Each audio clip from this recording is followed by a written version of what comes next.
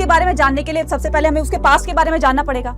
अब पास्ट को जानने के लिए कहीं ना कहीं से तो सोर्सेज कलेक्ट करने पड़ेंगे ना। जैसे महाभारत के बारे में पता चला, तो अगर महाभारत किसी ने नहीं लिखी होती तो कैसे पता चलता कि महाभारत भी इतना बड़ा, जो दुनिया का सबसे लेंथीएस्ट एपिक माना जाता है, तो उसके बारे में कैसे पता चलता कि उसमें क्या क्या घटनाएं हुई थी, कौन कौन सी बातें हुई थी। ठीक है, hello student, welcome back to मैटिज 24/7। My name is Anita Sharma और आज के इस वीडियो में हम बात करने वाले हैं हमारे हिस्ट्री का चैप्टर 3 जिसका नाम है किंगशिप, कास्ट एंड क्लास। तो बेसिकली इस वीडियो में हम महाभारत के ऊपर चर्चा करने वाले हैं, ठीक है। लेकिन थोड़ा सा हम यहाँ पर रिकैप करके चलेंगे अपने प्रीवियस चैप्टर को जिसका नाम था किंग्स, फार्मर्स एंड टाउन, ठीक है। तो देखो, किसी भी हिस्ट्री को जानने के लिए किसी भी, चाहे कोई व्यक्ति है, चाहे कोई पर्सन है, चाहे वो कोई भी XYZ कुछ भी है, हमें उसकी हिस्ट्री को जानना है, मतलब उसके बारे में जानना है। तो उसके बारे में जानने के लिए सबसे पहले हमें उसके पास्ट के बारे में जानना पड़ेगा। अब पास्ट को जानने के लिए कहीं ना कहीं से तो सोर्सेज कलेक्ट करने पड़ेंगे ना। तो ऐसे ही हमें पास्ट को जानने के लिए जो भी हमारे हिस्टोरियन को जो टेक्स्ट बुक मिली, वो एक अपना इंपॉर्टेंट रोल प्ले करती है हिस्ट्री को जानने में, ठीक है।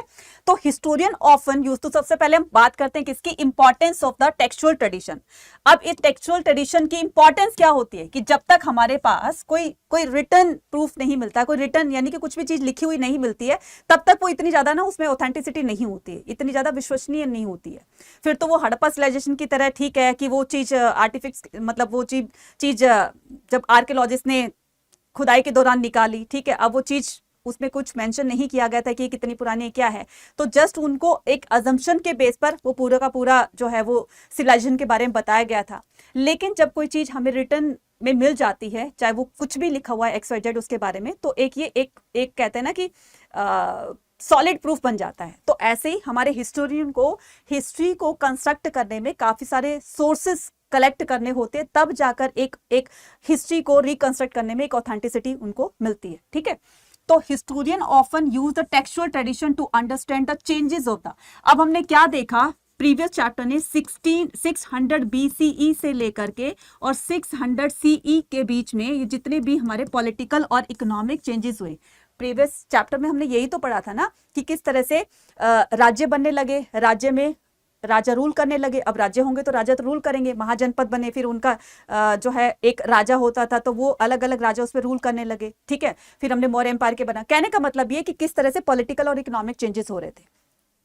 अब हर कोई राजा ये चाहता है कि उसकी कंट्री, उसका राज्य जो है वो सबसे ज्यादा डेवलप करे, ठीक है, सबसे ज्यादा डेवलप्ड राज्य हो, उसका किंगडम हो। तो उसके लिए वो क्या करेगा, एग्रीकल्चर, उसने क्या किया, एग्रीकल्चर को प्रमोट करना स्टार्ट किया कि जितनी अच्छी एग्रीकल्चर होगी, जितना अच्छा एग्रीकल्चर का प्रोडक्शन होगा, उतना ही ज्यादा उसके पास रेवेन्यू आएगा। अब रेवेन्यू आएगा तो उसके पास धीरे धीरे पावर भी बढ़ती चली जाएगी, पॉलिटिकल पावर उसके पास आ जाएगी। अब वो अपनी पावर को क्या करेगा, डिस्ट्रीब्यूट करेगा, ठीक है। अब डिस्ट्रीब्यूट करके वो किसी ने अपने मिनिस्टर्स को, जो भी उनके एडवाइजर्स होते हैं, उनको डिस्ट्रीब्यूट करेगा, तुम्हारा ये काम है, तुम्हारा वो काम है, तुम्हारा वो काम, ठीक है। अब किसी को दे दिया तुम्हें टैक्स कलेक्शन करनी है, किसी को दे दिया कि तुम्हें ये काम करना है। अब वो जो धीरे धीरे उनके पास भी जो मिनिस्टर्स होंगे, जिसने राजा ने अपनी पावर को जिसके साथ शेयर किया है, अब धीरे धीरे वो भी तो वेल्दी बनते चले जाएंगे ना। तो इसका क्या होगा, सोसाइटी पर इसका बहुत इफेक्ट पड़ेगा। कैसे, सोसाइटी में अब कैटेगरीज बननी स्टार्ट हो जाएंगी, ठीक है। कैटेगरीज इन द सेंस, अब जो एलीट फैमिली है, जिनके पास पैसा आ रहा है, वो राजा के, ठीक है, अब जैसे राजा के बहुत ज्यादा नजदीक हैं, क्लोज हैं, अब राजा ने उनको पावर दी गई, तुम्हें ये काम करना है। अब वो पावरफुल बन गए तो उनकी कैटेगरी जो है वो धीरे धीरे अलग होती चली जाएगी कंपैरेटिव टू अदर पीपल्स की, ठीक है। अब ये जो एलीट फैमिली है ये अलग हो जाएगी। नॉर्मल, जिनके पास हमने पढ़ा था कि फार्मर्स होते, फार्मर्स की भी कंट्री साइड में 3 कैटेगरीज बनाई गई थी। जिनके पास जमीन बहुत सारी होती है उनको लैंडलॉर्ड बोल दिया गया, उनको जमींदार बोल दिया गया, ठीक है। उनके पास पावर भी है, उनके पास पैसा भी है। फिर एक एवरेज होंगे कि थोड़ी बहुत जमीन है, ठीक है, वो ठीक ठाक से होंगे, एवरेज होंगे फार्मर्स। एक होता है स्लेव्स होते हैं, तो स्लेव्स क्या करेंगे, दूसरों के खेतों में जाकर काम करते थे। इस तरीके से उनको स्लेव्स की कैटेगरी में रखा गया था। अब आगे चलकर यही चीजें ना सोसाइटी में आकर वो कैटेगराइज हो जाएंगी, जो आगे चलकर हम पढ़ेंगे कि किस तरह से वर्ण सिस्टम आ जाएगा, और इस वर्ण सिस्टम में 4 वर्ण बन जाएंगे, जिसमें ब्राह्मण, क्षत्रिय, वैश्य, शूद्र आएंगे, ठीक है। तो ये सारा का सारा जो हम ये पॉलिटिकल और इकोनॉमिक चेंजेस देख रहे हैं ना, ये सारे के सारे हमें इसकी इंफॉर्मेशन कहां से मिलती है, एक जीता जाता प्रमाण है इसका महाभारत, ठीक है। महाभारत में रीडर को सोसाइटी के हर पहलू से वाकिफ करवाया गया है, चाहे वो फॉरेस्ट ड्वेलर है, चाहे वो राजा है, चाहे वो उसकी रॉयल फैमिलीज हैं, ठीक है, प्रिंस आ गए, प्रिंसेस आ गए, या तो वो हैं, या फिर सोसाइटी के हर कैटेगरी से इसमें उसको डिस्क्राइब किया गया। तो महाभारत एक ऐसा एपिक है जो कि दुनिया का सबसे बड़ा एपिक माना जाता है, लेंथीएस्ट एपिक है महाभारत। ठीक है, जब महाभारत को कंपोज किया गया था तो महाभारत को कंपोज करते टाइम जो है 80,000 इसमें वर्सेसेस थे। तो वर्सेसेस का मतलब क्या होता है? वर्सेसेस का मतलब होता है बच्चे श्लोक हो गए, छंद हो गए। ठीक है, तो जब इसको कंपोज किया गया था तो इसमें 80,000 वर्सेसेस थे, फिर बाद में ये 1 लाख हो गए, जैसे कि इसमें लिखा हुआ है। ठीक है, 1 लाख लिखा है, लेकिन अभी एट प्रेजेंट जो है वो मोर देन 1 लाख इसमें वर्सेसेस को इंक्लूड किया गया, मोर देन 1 लाख। तो अभी क्वेश्चन आए तो क्या करोगे? अगर मोर देन 1 लाख लिखा हुआ है तो आप इस पर टिक करोगे, अगर ये नहीं है तो आप इस पर टिक करोगे। ठीक है, तो Mahabharata is a colossal epic consisting over the 10,000 verse 1 lakh verses that depicts wide range of the social categories and situation। अभी जो सोशल कैटेगरीज थी, किसी के पास पैसा बहुत ज्यादा है, किसी के पास कोई एवरेज है, कोई बहुत गरीब है, सोशल कैटेगरीज बन गई थी, तो इसमें हर चीज का वर्णन मिलता है। इट वॉज कंपोज, हमें पता है कि ये किसने कंपोज किया था? महर्षि वेदव्यास ने। ठीक है, it was compose over a period about the 1000 years. ठीक है, तो ये जो है वो 1000 years, it was compose over a period, तो ये करीब करीब 1000 ईयर्स पहले लिखा गया था, या फिर हम यूं कहें कि 500 BC ऑनवर्ड्स इसको लिखा जाना शुरू किया था। So some of the story it contain may have been circulation even the early. ये दुनिया का सबसे लेंथीएस्ट एपिक क्यों कहलाता है? क्योंकि इसमें सोसाइटी के हर पहलू से रीडर को वाकिफ कराया गया है कि ना तो फॉरेस्ट ड्वेलर के बारे में ही पूरा का पूरा डिस्क्राइब मिलता है, ना तो राजाओं के बारे में, ना उनके पूरा महाभारत के युद्ध के बारे में बताया गया है, कौरव पांडव के बारे में बताया गया नहीं, रीडर को हर पहलू से वाकिफ करवाया गया है। इसलिए ये जो है करीब करीब इसमें बताया जाता है कि 13,000 पेजेस का ये क्या है, इतना बड़ा एपिक है। 13,000 पेजेस इसमें इंक्लूड किए गए हैं, और इसको बनाने में जो क्रिटिकल एडिशन हम करेंगे, ठीक है, वीएस शुकांतकर का, तब बताया जाएगा कि इसमें 47 ईयर्स लग गए थे इस क्रिटिकल एडिशन महाभारत को कंपोज करने में, पूरे 47 साल लग गए थे। ठीक है, तो अब हम बात करेंगे किसकी? Kinship and the marriage rules की। ठीक है, तो महाभारत में बात कर लिया हमने कि दुनिया का सबसे बड़ा ये लेंथीएस्ट एपिक है, सबसे बड़ा एपिक है ये, इसमें हर चीज का वर्णन मिलता है, साथ साथ में इसमें कितने वर्सेसेस हैं। ठीक है, ये थे पहले कंपोज किया गया तो 80,000 है, कंपोज का नहीं पूछा जाएगा। मोर देन 1 लाख जो है इसमें वर्सेसेस को इंक्लूड किया गया है। ठीक है, जिसमें हर चीज के बारे में बताया गया, ना सिर्फ कौरव पांडव के बारे में, ना सिर्फ महाभारत युद्ध के बारे में, ना सिर्फ फॉरेस्ट ड्वेलर्स के बारे में, बल्कि हर चीज के बारे में इसमें वर्णन मिलता है। ठीक है, तो महाभारत के बारे में पढ़ने के बाद हम पढ़ेंगे कि किस तरह से सोसाइटी में रूल्स बनने स्टार्ट हो जाएंगे। ठीक है, अब ये रूल्स कौन बनाएगा? ठीक है, रूल्स कौन बनाएगा? सोसाइटी को। ठीक है, कि राजा गवर्न करता है, ठीक है, एक राजा होता है, उसके हाथ में पावर होती है और वही पूरा देश चलाता है, वही पूरा राज्य चलाता है, लेकिन उसको भी तो कोई किसी रूल से ही तो अपना देश आगे चलाना है ना, अपना राज्य आगे चलाना है। अभी जो रूल्स बनाए जाएंगे सोसाइटी के लिए भी और किंग्स के लिए भी, अब ये रूल्स रेगुलेशंस कौन बनाएंगे? ये बनाएंगे ब्राह्मण, जिसको दर्जा दिया गया था सबसे ऊपर का। ठीक है, अब देखो, kinship and marriage, many rules and the varied practices, finding about the families. तो सबसे पहले हम बात किसकी करते हैं? वो तो बात की बात है कि वो ब्राह्मण लोग करेंगे, लेकिन सबसे पहले हम किस में बात करते हैं कि फाइंडिंग अबाउट द फैमिलीज, किस तरह की फैमिलीज का वर्णन इसमें मिलता है। तो फैमिलीज के बारे में बताया गया कि family are usually part of the larger network of the people. Family क्या होती है? देखो, एक, ठीक है, हमारे मम्मी पापा हो गए, हम 2 बहन भाई हो गए, ठीक है, ये हमारी न्यूक्लियर फैमिली है, लेकिन हमारी फैमिली क्या रहा, हमारे रिश्तेदार भी तो होंगे ना, तो वो जो फैमिलीज का ग्रुप होता है वो क्या कहलाता है? वो कहलाता है किनशिप। ठीक है, वो क्या कहलाता है? किनशिप। ठीक है, अ ग्रुप ऑफ फैमिली। ठीक है, अ ग्रुप ऑफ फैमिली। देखो, मेंबर ऑफ फैमिली क्या कहलाता है? मेंबर ऑफ फैमिली क्या कहता है? मतलब मेंबर्स होते हैं, वो मिलकर के एक जगह पे रहते हैं, वो फैमिली कहलाती है। ठीक है, एक ही घर में रहते हैं, लेकिन फैमिली, मेरी फैमिली इधर है, चाचू की फैमिली उधर है, बुआ की फैमिली उधर है, मामू की फैमिली उधर है, अब वो सारी फैमिली मिलकर के क्या बनाती है? वो किनशिप बनाती है। तो ये नेटवर्क ही हो गया ना, हम उनके कोई फंक्शन में जा रहे हैं, वो हमारे किसी फंक्शन में आ रहे हैं, तो ये नेटवर्किंग बढ़ रही है ना, तो इसी को क्या कहा जाता है? किनशिप। ठीक है, इसी को किनशिप कहा जाता है। तो kinfolk use for these network of the relatives, family tie often the regarded as the natural and based on the blood. अब ये फैमिली किस पर बेस्ड होती है? ब्लड रिलेशन पर। ब्लड रिलेशन क्या होता है? जैसे अगर कोई मेरे रियल ब्रदर सिस्टर है तो वो ब्लड रिलेशन है, यानी कि एक ही माता पिता की संतान है, उसको सिबलिंग कहा जाता है। तो कुछ हिस्टोरियन मानते हैं कि फैमिली वही कहलाती है जिसमें ब्लड रिलेशन होते हैं।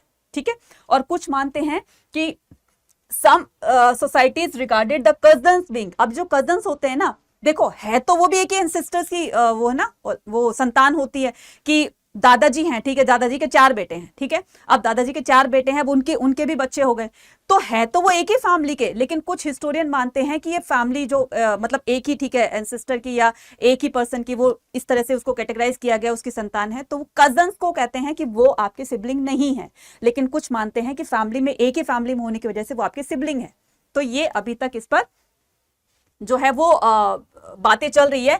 तो cousins as being the blood relation, लेकिन कुछ मानते हैं कि नहीं, कजन जो है वो ब्लड रिलेशन में नहीं आते हैं। अगर कोई एक ही माता पिता की संतान है, मेरा कोई रियल ब्रदर सिस्टर है, सिर्फ वही फैमिली में काउंट होगा। इसके अलावा अगर मेरे कोई कजन्स हैं, मेरे कोई चाचा का बेटा है या बेटी है या मामा का कोई बच्चे हैं, तो वो मेरे उसमें फैमिली में काउंट नहीं होंगे, वो अलग फैमिली में काउंट होंगे, ठीक है। तो इसमें ये बताया गया है। अब नेक्स्ट आता है कि kinship marriage rules and the varied practice में आइडियल ऑफ पैटर्लिनी, ठीक है। अब ये पैटर्लिनी का मतलब क्या होता है? पैटर्लिनी का मतलब, जैसे हमने क्या देखा था पिछले वाले चैप्टर में, गहपति वर्ड सुना था, ठीक है, हमने क्या सुना था? गहपति, ठीक है, ये सुना था, गहपति वर्ड सुना था, या इसको गृहपति भी कहते हैं, ठीक है। गृहपति का मतलब होता है head of the family, clear है। तो हेड ऑफ द फैमिली, तो Mahabharata is the story about the changing kinship, the relation describe the. गहपति का मतलब होता है कि हेड ऑफ द फैमिली, मान लीजिए दादाजी हैं, ठीक है, अब दादाजी के एक्सपायर होने के बाद, उनकी डेथ होने के बाद, उनका बेटा जो भी घर का बड़ा होगा उसको ये पोस्ट मिल जाएगी, फिर उसके बाद उसके बेटे को पोस्ट मिल जाएगी। तो ये क्या हो गया? एक पैटर्लिनी सिस्टम हो गया। जैसे राजा का बेटा, उसकी डेथ के बाद उसका बेटा राजा बनेगा, फिर उसका बेटा राजा बनेगा, उसके बेटा राजा बनेगा। तो जो फादर के वंश को, जो पिता का वंश होता है, उसके वंश को बताने वाला जो भी सिस्टम होता है वो पैटर्लिनी कहलाता है, ठीक है। जैसे ब्राह्मण का बेटा ब्राह्मणगिरी का काम करेगा, राजा का बेटा राजा ही बनेगा, इस तरह से। खैर वो आज तो नहीं बनेगा, ठीक है, जिसमें जो क्वालिटी होगी, कैपेबिलिटी होगी, वही राजा बनेगा। Mahabharata is a story about the changing kinship relation. अब ये महाभारत जो है ना, वो किस तरह की एक स्टोरी बताई गई है? किनशिप रिलेशंस के ऊपर, यानी कि जो फैमिली का ग्रुप है, उन ग्रुप्स के अंदर क्या क्या चीजें होती है वो महाभारत में बताई गई है। कौरव और पांडव, ठीक है, जैसे ये थे। It describe a feud over a land power between the two groups cousins, ठीक है, जो कौरव और पांडव थे। They belong a single ruling family, हालांकि वो एक ही सिंगल फैमिली से बिलोंग करते थे, जिसका नाम था कुरु फैमिली। वंश एक था ना, कुरु था, ठीक है। अब वो कुरु में कोई भी जो उनके एंसेस्टर थे, अब वो एक था, फिर उसके बच्चे हुए, फिर उसके बच्चे हुए, फिर उसके बच्चे हुए, है तो एक ही फैमिली के ना, एक ही वंश था ना। तो इसमें बताया गया है कि सिंगल रूलिंग फैमिली के थे, उसका नाम क्या था? कुरु, यानी कि ये उनके वंश का नाम था, ठीक है। तो a lineage dominating one of the janapadas. अब ये कुरु, हमने क्या पढ़ा था इससे पिछले वाले चैप्टर में? जनपद पढ़े थे ना, महाजनपद पढ़े थे ना, उसमें से एक जनपद कौन सा था? कुरु था। ये कुरु की ही डिसेंडेंट है, ये कुरु की ही संतान है, जो आगे चलकर कौरव और पांडव कहलाएगी, ठीक है। So the central story of the Mahabharata reinforce the idea of the patriliny. अब इस महाभारत में क्या बताया गया है? पैटर्नी वाला सिस्टम ही लागू होता था, जिसके बिहाफ पर ये पूरी लड़ाई होती है। देखो रीजन क्या कहलाता है, देखो इनडायरेक्टली क्या बोला गया है कि अगर क्या बोलते हैं, पांडवों के पिता थे जिनका नाम पांडु था, अगर वो जीवित रहता तो उसके हिसाब से युधिष्ठिर को राजा बनना था, लेकिन युधिष्ठिर उस टाइम बहुत छोटे थे जिस टाइम पांडु की डेथ होती है। तो इस सिचुएशन में धृतराष्ट्र को राजा बना दिया जाता है। अब धृतराष्ट्र क्योंकि अंधे थे, राजा बन गए। अब धृतराष्ट्र राजा है तो उसके हिसाब से दुर्योधन कहता है कि मेरे पिता अगर राजा बने हैं, किंग हैं, तो उनके बाद मैं ही तो किंग बनूंगा ना। लेकिन इधर सोसाइटी क्या कहती है कि नहीं, ये जो वो था पोस्ट जो थी वो पांडु की थी, लेकिन उनके ना होने की वजह से और युधिष्ठिर के छोटे होने की वजह से इनको रिप्लेस किया गया, यानी कि धृतराष्ट्र को राजा बना दिया गया। तो सोसाइटी क्या कहती है? सोसाइटी कहती है कि हमें उनको रूलिंग जो है वो देनी चाहिए, रूलिंग कमांड देनी चाहिए। वो कहती है कि नहीं, इनको देना चाहिए। तो पूरी लड़ाई किसकी थी? ये सत्ता की लड़ाई थी। एक तरफ तो कहता है कि ठीक है कि थोड़े टाइम के लिए धृतराष्ट्र को राजा बनाया गया, तो उसके हिसाब से युधिष्ठिर को राजा बनना चाहिए। लेकिन दुर्योधन का मानना क्या था कि मेरे फादर अगर राजा हैं तो मुझे यहाँ पर राजा बनना चाहिए। और ये पूरा का पूरा जो युद्ध था ये इसी सत्ता के लिए था, इसी सिंहासन को पाने के लिए था, ठीक है। तो ये सिस्टम क्या कहलाता है? ये पैटर्लिनी कहलाता है। राजा का बेटा राजा, ब्राह्मण का बेटा ब्राह्मण, इस तरीके से अंडर द। तो पैटर्लिनी का मतलब समझ में आ गया, जिसमें पापा के वंश को बताया जाता है, फादर के वंश को बताया जाता है, का पता लगाया जाता है, उसको पैटर्लिनी सिस्टम कहते हैं। Under the patriliny son could claim the resources. अब इस पैटर्लिनी के हिसाब से सन जो होता है, बेटा जो होता है, वो अपने फादर के पोस्ट को या अपने फादर की जितनी प्रॉपर्टी होती है, कुछ भी XYZ उसके अंडर में होता है, उसको क्लेम कर सकता है कि उनके बाद उसका ही ये सारा कुछ होगा, यही तो होता है ना हमारी इंडियन सोसाइटी में भी, कि फादर की डेथ के बाद ठीक है कि वो प्रॉपर्टी जो है वो 4 भागों में बट जाती है। अगर उसके 4 बेटे हैं तो उसको 4 पार्ट्स में डिवाइड कर दिया गया। अगर एक बेटा है तो सारी की सारी प्रॉपर्टी उसके नाम हो जाएगी। ठीक है, तो ये पूरा का पूरा क्या कहलाता है, पैटर्लिनी सिस्टम कहलाता है। ठीक है, उसके बाद क्या होता है कि रूल्स ऑफ द मैरिजेस, तो पैटर्लिनी सिस्टम समझ में आ गया। इसके अलावा अगर मैं बात करूं किसकी, मैट्रिलिनी की, तो मैट्रिलिनी में क्या होता है, पैटर्लिनी सिस्टम को ऋग्वेद में भी कंपोज किया गया है। It is evident the mantras in ritual text such as the Rigveda. Patriliny का मतलब पापा की तरफ का जो वंश है, ठीक है, उसको कि पापा के बाद, उसकी डेथ के बाद उसका बेटा ही सारी प्रॉपर्टी का मालिक होगा। तो इस बात को ऋग्वेद में भी मेंशन किया गया है। अगर मैं बात करूं किसकी, मैत्रिनी की, मैत्रिनी में बताया जाता है, मैत्रिनी में क्या बताया जाता है कि मदर के वंश को जो बताता है वो सिस्टम क्या कहलाता है, मैत्रिनी कहलाता है। ठीक है, फादर के वंश को बताने वाला पैटर्लिनी सिस्टम और मदर के वंश को बताने वाला मैत्रिनी सिस्टम। क्लियर है? चलिए नेक्स्ट मूव ऑन करते हैं। तो नेक्स्ट कहता है कि kinship and the marriage, many rules and the varied practice of the marriage of rule. अब देखो मैरिज बहुत तरह की होती है। ठीक है, हालांकि तुमने तो अभी हम तो अभी 2 ही तरह की मैरिज जानते हैं, एक लव मैरिज होती है, एक अरेंज मैरिज होती है। लेकिन एक्चुअल में 8 टाइप्स की मैरिज होती है। कितनी टाइप की? 8 टाइप की मैरिज होती है। ठीक है, 8 टाइप की मैरिज होती है। अब वो 8 टाइप की मैरिज कौन कौन सी होती है, जिसमें से 4 को गुड में कंसिडर किया गया है, 4 को बैड में कंसिडर किया गया है। ठीक है, तो गुड और बैड हो गई, ये 4 हो गई आपकी। तो कुछ इसमें मैरिज के रूल्स बताए गए हैं कि देखो, सन वर इंपॉर्टेंट फॉर द, जब भी बड़े बड़े राजा महाराजा जो हवन यज्ञ करते थे ना, तो हवन यज्ञ करते समय ये सिर्फ 2 ही चीजों की कामना किया करते थे, प्रेयर किया करते थे। हे भगवान मुझे पुत्र की प्राप्ति हो जाए, हे भगवान मुझे बहुत सारे घोड़े प्रदान कर दें, क्योंकि घोड़े उनकी सेना के लिए बहुत ज्यादा इंपॉर्टेंट थे और पुत्र उनका वंश लाने के लिए इंपॉर्टेंट माना जाता था। तो इन दोनों चीजों की ही कामना किया करते। ठीक है, तो डॉटर्स को बिल्कुल भी ये राइट नहीं था कि वो अपने फादर की प्रॉपर्टी पर कोई क्लेम कर सके, क्योंकि माना जाता था सोसाइटी में कि फादर की प्रॉपर्टी का जो क्लेम कर सकता है वो सिर्फ बेटा ही करेगा, क्योंकि बेटी तो अपना शादी करके ससुराल चली जाएगी, तो उसको अपने फादर की प्रॉपर्टी से क्या लेना देना।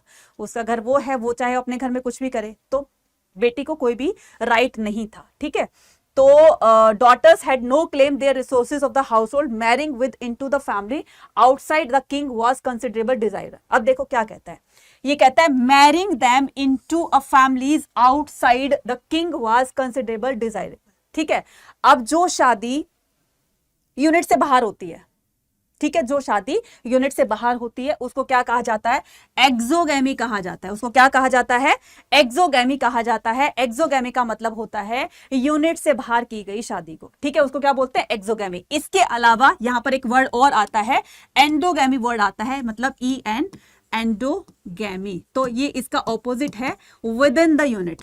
ठीक है, क्या आता है, विद इन द यूनिट, यानी कि यूनिट के अंदर की गई शादी को क्या कहा जाता है, ये कहा जाता है एंडोगैमी। क्या कहा जाता है, एंडोगैमी। मतलब कि ये कि जैसे देखो सिंपल सी भाषा में अगर मैं समझाऊं तो एक्सोगैमी होता है जो यूनिट के बाहर शादी की गई हो। अब जैसे लव मैरिज हो गई, ठीक है, लड़का लड़की दोनों अलग अलग कास्ट के हैं, ठीक है, उन्होंने अपनी मर्जी से शादी कर ली, ठीक है, अब वो एक्सोगैमी हो गई, यूनिट से बाहर हो गई। एक होता है यूनिट के अंदर ही अपनी फैमिली, अपने रिलेटिव या अपने जान पहचान वालों के बीच में शादी कर ली, ठीक है, वो क्या कहलाता है, एंडोगैमी। 2 तरह की शादी समझ में आ गई। फिर एक होता है आपका गंधर्व विवाह होता है, ठीक है, एक आपका होता है राक्षसी विवाह होता है, जिसमें एक राजा होता है अटैक करके दूसरे राज्य को जीत लेता है, तो उसकी बहू बेटियों को अपने साथ ले आता है, फिर उनको बंदी बना करके अपने महल में रखता है। वो शादी क्या होगी, उसको बैड में कंसिडर किया जाता है। एक जबरदस्ती छीन करके कि जबरदस्ती उसको किडनैप करके वापस अपने घर में रखा जाता है, एक उसको बैड में कंसिडर किया गया। राक्षसी विवाह जैसे हिडिंबा ने भीम के साथ किया था, ठीक है, एक वो भी वो हो गया। मतलब अगर ठीक है लड़का लड़की राजी तो क्या करेगा काजी, अब दोनों की शादी अपनी मर्जी से हो रही है तो ठीक है, एक डिजायरेबल कहा जा सकता है, लेकिन सोसाइटी के प्रोस्पेक्टिव से सोचे तो ये अनडिजायरेबल है। ठीक है, तो अब देखो girls and women who belong to a high status were ensured that they would get married at the right time and to the right person। अब जो गर्ल्स और जो विमेन होती थी जो एलीट फैमिली से बिलोंग करती थी, मतलब जो हाई स्टेटस से बिलोंग करती थी, जैसे राजा की कोई बेटी होगी, राजकुमारी हो गई, अब उनको तो ये राइट था कि राजा ने जब उनकी एज हो जाती थी तो एक स्वयंवर जो है वो ऑर्गेनाइज करवा दिया जाता था, ठीक है। ऑर्गेनाइज करवाने के बाद में क्या किया जाता था कि लड़की अपनी मर्जी से क्या करती थी, शादी करती थी, ठीक है। Girls and women who belong to high status were ensured that they would get married at the right time and the right person. तो ये उनकी अपनी मर्जी होती थी कि जब उनकी एज हो जाती कि हाँ भाई अब वो शादी करने के लिए तैयार है, तो उसके पापा स्वयंवर रचा देते थे, और स्वयंवर में जो भी जो टास्क रखा जाता था, जो उसको कंप्लीट कर देता था, उसके गले में वरमाला डाल दी जाती थी, ठीक है। और इस तरीके से, या फिर लड़की अपना हाथ में माला लेकर चलती थी, जो भी उसको बहुत सुंदर सा, बहुत ही अच्छा, योग्य उसके लायक हो, उसके गले में माला डालकर उसकी शादी हो जाती थी। तो ये जो सिस्टम था स्वयंवर वाला, ये सिर्फ एलीट फैमिली तक ही सीमित था। ऑर्डिनरी पीपल के बस की बात नहीं थी, और ना ही इनको कंडक्ट करवाते थे। इतने बड़े बड़े स्वयंवर कंडक्ट कराने के लिए भी बहुत पैसा खर्च होता है, ठीक है ना। तो जो ऑर्डिनरी फैमिली होती थी, जो साधारण परिवार होते थे, उसमें मम्मी पापा की मर्जी चलती थी। मम्मी पापा उसके लिए कोई योग्य वर ढूंढते थे, ठीक है, लड़का ढूंढते थे कि भाई तुम्हें इसे शादी करनी है। लड़की चुपचाप से गर्दन झुका करके ओके जी, यस जी, ठीक है, तो वो शादी कर देते थे, ठीक है। तो इस तरीके से 500 BC these norms were compiled as Sanskrit. अब ये जितने भी शादी के नॉर्म्स बनाए गए हैं ना, शादी के या सोसाइटी में जितने भी रूल्स रेगुलेशंस बनेंगे, 500 from the 500 BCE these norms were compiled in Sanskrit text known as the। ये जितने भी शादी के नियम बताए गए ना, ये धर्मशास्त्र और धर्म सूत्र में बताया गया है। धर्मशास्त्र और धर्म सूत्र लिखने वाले कौन थे? ब्राह्मण थे। तो दोनों एक ही बुक के नाम है। धर्म सूत्र क्या होता है? फॉर्मूला होता है। फॉर्मूला क्या होता है? नियम होते हैं, कानून होते हैं। तो इन्हीं नियम और कानून को एक बुक में लिखा जाएगा, जिसका नाम है धर्मसूत्र और धर्मशास्त्र। The most important of such works the Manusmriti was compiled between the. अब ये मनुस्मृति को कब लिखा गया? मनुस्मृति क्या होता है? एक तरह से कॉन्स्टिट्यूशन लगा लीजिए पहले का, ठीक है। आज के टाइम में कॉन्स्टिट्यूशन देख रहे हो, उसी तरह के सोसाइटी में जितने भी रूल रेगुलेशंस बनेंगे वो मनुस्मृति में कंपाइल की, मतलब मेंशन होंगे। और मनुस्मृति को कंपाइल कब किया गया था? 200 BCE टू 200 CE में, ठीक है। तो इसको डेट को जरूर याद रखना है आपको, ठीक है। चलते हैं आगे की तरफ, गोत्र ऑफ वुमेन। अब बात करते हैं किसकी? गोत्र की। यहां से क्वेश्चन बहुत बहुत बनते हैं, ठीक है, कि गोत्र राइट अबाउट द शॉर्ट, या फिर शॉर्ट नोट लिखना है आपको गोत्र के बारे में, तो कैसे लिखोगे? ये सारी चीजें हम यहाँ पर डिस्कस करने वाले हैं। From the 1000 BCE onwards people specially Brahmanas were classified in the term of गोत्रा, ठीक है। क्या बताया गया है कि 1000 BCE ऑनवर्ड्स, यानी कि जब 1000 BCE के बाद से पीपल स्पेशली, मतलब स्पेशली बताया गया है, ब्राह्मणों ने एक गोत्र सिस्टम चलाया, ठीक है। Were classified in the term of the gotra, एक गोत्र सिस्टम चलाया।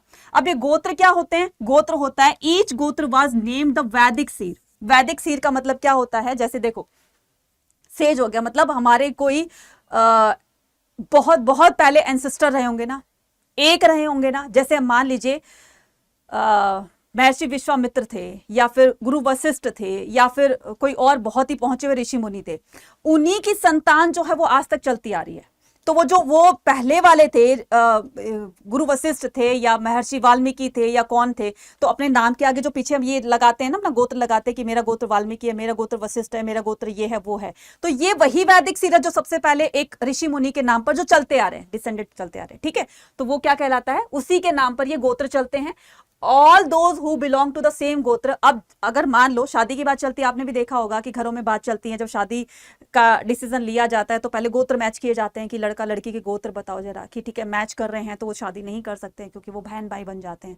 माना जाता है कि वो एक ही एंसेस्टर की संतान है, तो एक ही उनका कुल वंश जो भी है एक ही है, तो दोनों शादी नहीं कर सकते हैं। हाँ, अगर दोनों का गोत्र नहीं मिला तो शादी उसकी हो जाएगी, ठीक है। तो 2 रूल्स बताए गए हैं गोत्र के। एक तो ये कि जब भी लड़का लड़की की शादी होती है तो उस सिचुएशन में वुमेन को शादी के दौरान अपना फादर का जो गोत्र होता है वो गिव अप करना होता है, छोड़ देना होता है, और अपने हस्बैंड का गोत्र अडॉप्ट करना होता है। रूल नंबर 2, सेम गोत्र में वो शादी नहीं कर सकते। तो 2 रूल बताए गए हैं। एक तो शादी के दौरान लड़की अपना फादर का गोत्र गिव अप करेगी, अपने हस्बैंड का गोत्र अडॉप्ट करेगी। रूल नंबर 2, शादी एक ही गोत्र में नहीं हो सकती। अगर लड़का लड़की का गोत्र मैच हो जाता है तो वो शादी नहीं करेंगे, दोनों के गोत्र अलग अलग होने चाहिए, ठीक है। चलिए नेक्स्ट मूव ऑन करते हैं, इंपॉर्टेंस ऑफ द मदर। तो इसमें हम चर्चा करते हैं कि मदर की इंपॉर्टेंस क्या थी, ठीक है। सोसाइटी में जब हम देख रहे हैं, हमने अभी देख लिया कि शादी के रूल्स वगैरह पढ़ लिए हैं, ठीक है। उसके बिहाफ पर बेटी जो होती है कि वो अपने फादर की प्रॉपर्टी पर कोई क्लेम नहीं कर सकती है। अब ठीक है, हमने बच्चों के बारे में पढ़ लिया, हमने पिता के बारे में पढ़ लिया, हमने गोत्र के बारे में पढ़ लिया, लेकिन what about women's, what about mother? तो मदर की क्या इंपॉर्टेंस थी सोसाइटी में, यहाँ पर देखेंगे। सातवाहन रूलर जो थे, सातवाहन रूलर क्या थे? Satavahana ruler were identified through the matronymics. देखो बच्चे, पैट्रिनी मैट्रिलिनी ये दो टर्म अलग है, और ये जो मैट्रोनिमिक्स है बच्चे ये अलग है। ठीक है, अब ये मैट्रोनिमिक्स क्या होता है, ध्यान से सुनना। वो चीज अलग है कि जो माता के वंश का, जो माता के वंश के बारे में बताता है कि ये माता का वंश बताओ कौन सा है, तो जो वो वाला सिस्टम चलता है कि माता के बेस पर जो सिस्टम चल रहा है उसको मैत्रिनी बोलते हैं, और पापा के बेस पर जो चल रहा है उसको पैत्रिनी बोलते हैं। ये दो टर्म को अलग रखना है। लेकिन मैट्रोनिमिक्स क्या होता है? मैट्रोनिमिक्स होता है the name derived from the mother, जो माँ के नाम से इमर्ज हुआ है जो नाम। फॉर एग्जाम्पल गौतमी पुत्र शातकर्णी। ठीक है, एक नाम बताती हूं, जैसे एक राजा थे सातवाहन डायनेस्टी के जिसका नाम था गौतमी पुत्र शातकर्णी।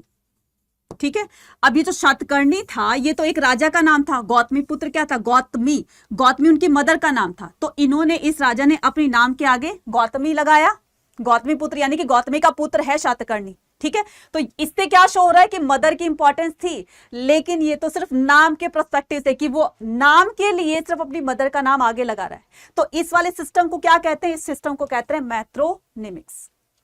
ठीक है, मैट्रोनिमिक्स। लेकिन अगर बात करें किसकी? सिंहासन की। ठीक है, सिंहासन इन द सेंस कि राजा का बेटा ही राजा होगा, तो वहां पर पैट्रिलिनी सिस्टम लागू किया जाता था। यहां पर क्या लिखा है?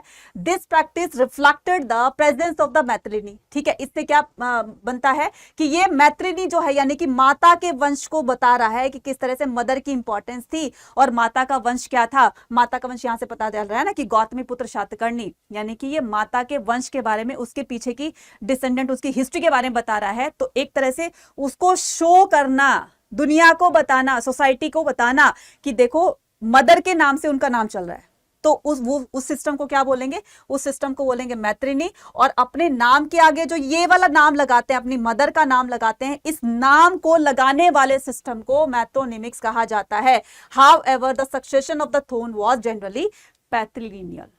लेकिन अगर बात आती किसकी? राजा के सिंहासन को एक्वायर करने की, तो राजा का बेटा राजा होगा। दोनों तरफ बात कर दी है।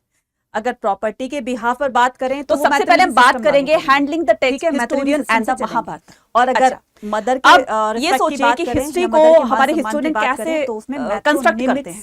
ठीक है, कहीं ना कहीं से तो रिसोर्सेज जुटाए होंगे। तो अगर हम इस पूरे चैप्टर की बात करें तो हमारे हिस्टोरियंस को जैसे महाभारत के बारे में पता चला, तो अगर महाभारत किसी ने नहीं लिखी होती तो कैसे पता चलता कि महाभारत भी इतना बड़ा, जो दुनिया का सबसे लेंथीएस्ट एपिक माना जाता है, तो उसके बारे में कैसे पता चलता कि उसमें क्या क्या घटनाएं हुई थी, कौन कौन सी बातें हुई थी। ठीक है, कौरव पांडवों का युद्ध कैसे हुआ था। इसके अलावा हमने जाना कि मनुस्मृति धर्मशास्त्र में जो कैटेगरीज डिवाइडेड थी, वर्णास में डिवाइडेड थी, वो कैसे कैसे पता चली हमारे हिस्टोरियंस को। तो कहीं ना कहीं वो चीजें मेंशन होंगी ना। तो हिस्टोरियन हिस्ट्री को रिकंस्ट्रक्ट करने के लिए काफी सारे सोर्सेज को उनको जुटाना पड़ता है, तब जाकर वो एनालिसिस करते हैं और फिर हिस्ट्री को रिकंस्ट्रक्ट करते हैं। ठीक है, तो हम बात करते हैं किसकी? Handling the text historian and the Mahabharata. Historian examine the text were written in the Pali. अब देखो, चाहे वो टेक्स्ट कोई भी टेक्स्ट है, कोई भी रिटन डॉक्यूमेंट है, चाहे वो किसी भी लैंग्वेज में हो। ठीक है, स्पेशली अगर मैं बात करूं कि इसकी महाभारत और जो हमारे इंडियन सब कॉन्टिनेंट में जितने भी उनको टेक्स्ट बुक मिली, ठीक है, तो चाहे वो जिस भी भाषा में लिखी हुई थी, कि historian examine whether the text were written in the Prakrit, Pali और Tamil, the language that were probably, मतलब कि लोगों की जो लोकल लैंग्वेज थी, राइट, तो उसी में वो चीजें लिखी होंगी, जिससे कि जो रीडर होते थे, जो लोकल कम्युनिटी के जो रीडर होते थे, वो उस चीज को अच्छे से समझ पाते हैं। फॉर एग्जांपल मान लीजिए कि हमें जो है वो हिंदी, इंग्लिश या जो भी जिस भी जो है एरिया से बिलोंग करता है, उसको अपनी जो भी लैंग्वेज होगी, बोली होगी, उस पर उसकी अच्छी कमांड होगी। तो अगर उसको उसी भाषा में समझाया जाएगा तो रीडर अच्छे से कनेक्ट कर पाएगा, राइट। अगर उसको दूसरी भाषा में, हमें जापानीज नहीं आती, हमें रशियन नहीं आती, बहुत ही कम लोगों को आती है, लेकिन अगर हमें उन भाषाओं में, उन लैंग्वेज में अगर हमें किसी चीज को समझाया जाएगा तो हमें बिल्कुल समझ नहीं आएगा।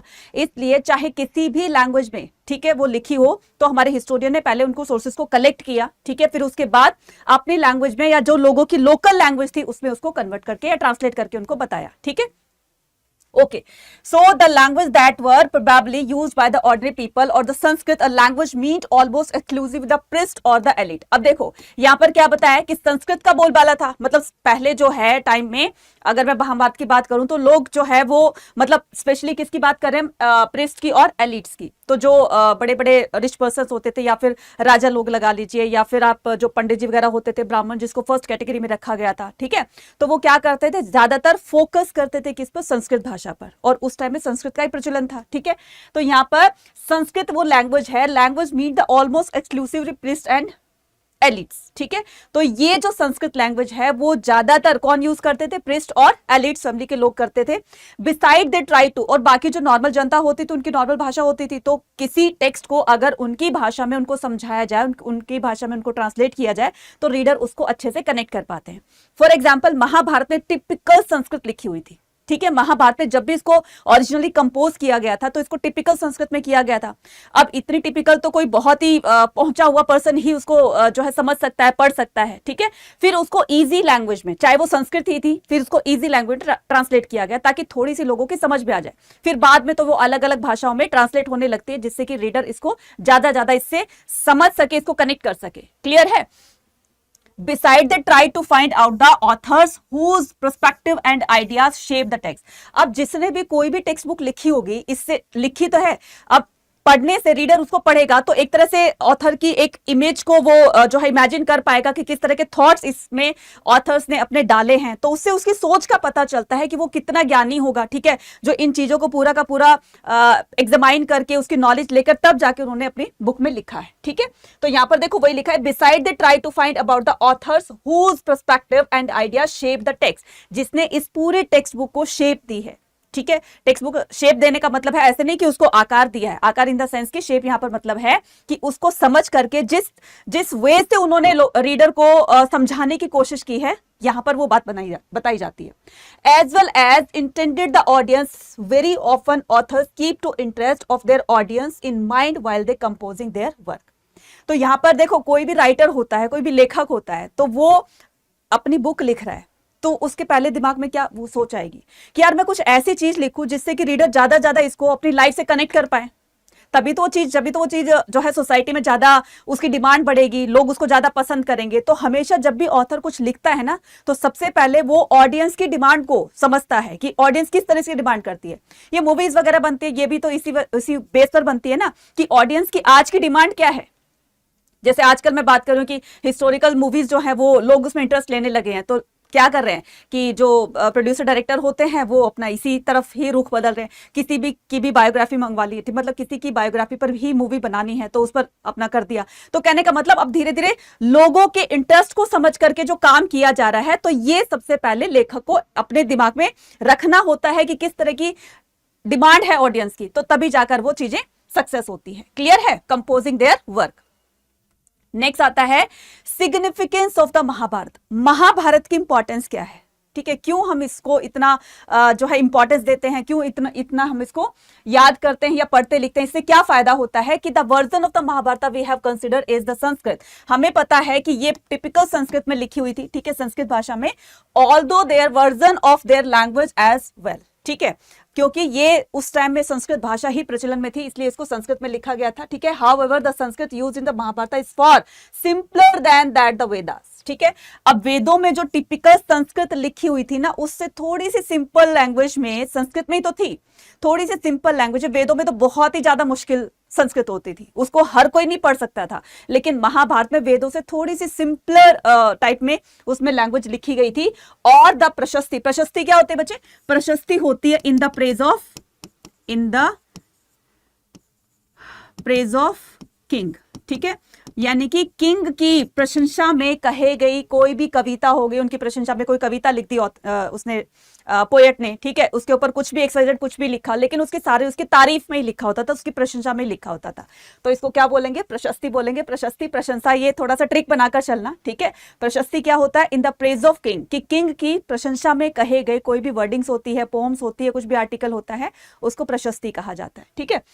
सच as it was probably widely understood. तो ये जो प्रशस्ति होती है ना, लोग इसको बहुत अच्छे से समझ जाते थे। क्यों? क्योंकि इसमें राजा के अचीवमेंट्स के बारे में पता, क्यों मतलब समझ क्यों जाते थे? सबसे बड़ी बात ये होती थी इसमें जो लैंग्वेज यूज की जाती थी वो लोगों की लोकल लैंग्वेज से यूज की जाती थी, मतलब लोकल लोगों की भाषा जो बोली होती थी ना, उसमें लिखा जाता था, जिससे वो लोग उस पर्टिकुलर राजा के बारे में जान सके, ठीक है, पाली हो गई, प्राकृत हो गई, संस्कृत हो गई, तमिल हो गई। तो जो भी प्रशस्ति लिखी जाती थी ना, वो इन भाषाओं में जब लिखते थे तो लोग इसको ज्यादा पढ़ करके उस राजा के बारे में जान पाते थे। क्लियर है?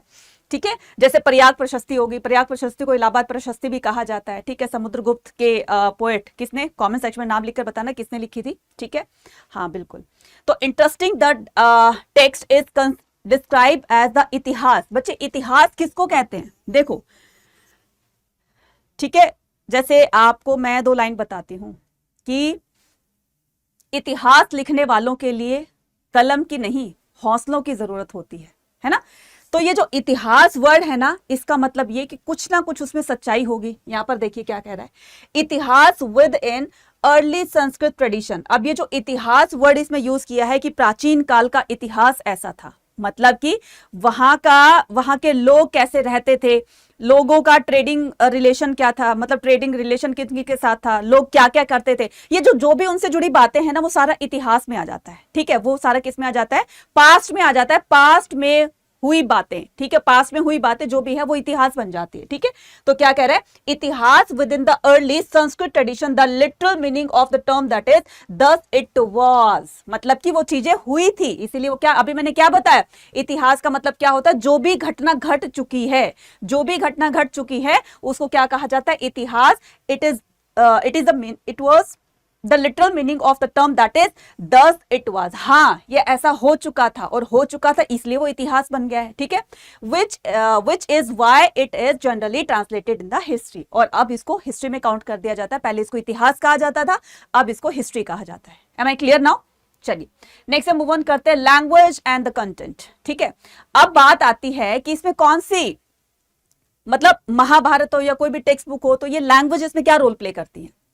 जाहिर सी बात है कि लैंग्वेज नहीं होगी तो लोगों को समझ में कैसे आएगी, चाहे वो लैंग्वेज कोई भी हो, पाली हो, संस्कृत हो, तमिल हो, एक्सवाइजेड कोई भी हो, प्राकृत हो। ठीक है, तो लोगों को जब तक चीजें उनको रिटर्न में नहीं मिलेगी, या जिस भाषा में वो समझना चाहते हैं जब तक उनको नहीं समझाया जाएगा तब तक वो चीज समझ नहीं पाएंगे।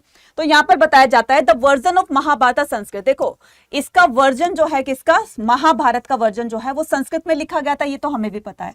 ठीक है, although there are version in the other language, हालांकि संस्कृत में लिखी गई थी, लेकिन अगर आज की बात करूं एट प्रेजेंट, तो ये महाभारत एक ऐसा एपिक है जो दुनिया की लगभग लैंग्वेज में इसको ट्रांसलेट किया जा चुका है। इंग्लिश हो, हिंदी हो, तमिल हो, कन्नड़ हो, मलयालम हो, ये हो वो हो, तकरीबन लैंग्वेजेस में इसको ट्रांसलेट किया जा चुका है, और अभी तक भी ये ट्रांसलेशन जारी ही चल रही है। ठीक है, जारी ही है। Clear?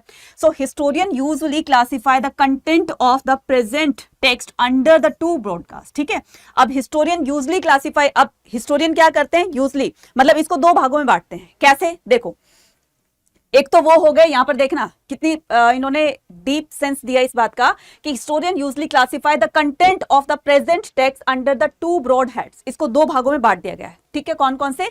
There are section that contain the story. ठीक है, एक तो वो सेक्शन बना दिया जिसमें कि स्टोरी वगैरह, ठीक है, कहानियां वगैरह डाली गई हैं। ठीक है, designated as the narrative and the section that contain the prescription about the social norms designated the didactic. ठीक है, अब क्या होता है कि डिडक्टिक का मतलब, इसमें क्या हो गया कि हिस्टोरियन ने, देखो, एक तो यह है कि कोई भी चीज है कि उसको कहानी के माध्यम से, जैसे मान लो कोई आपको जो है वो मोटिवेट करना चाहता है। ठीक है, अब मोटिवेशन के थ्रू उन्होंने कहानी बताई। ठीक है, पहले कहानी को आपको सुनाया, मोरल ऑफ द स्टोरी क्या हुआ वो लास्ट में बताते हैं कि इस कहानी से हमें ये शिक्षा मिलती है।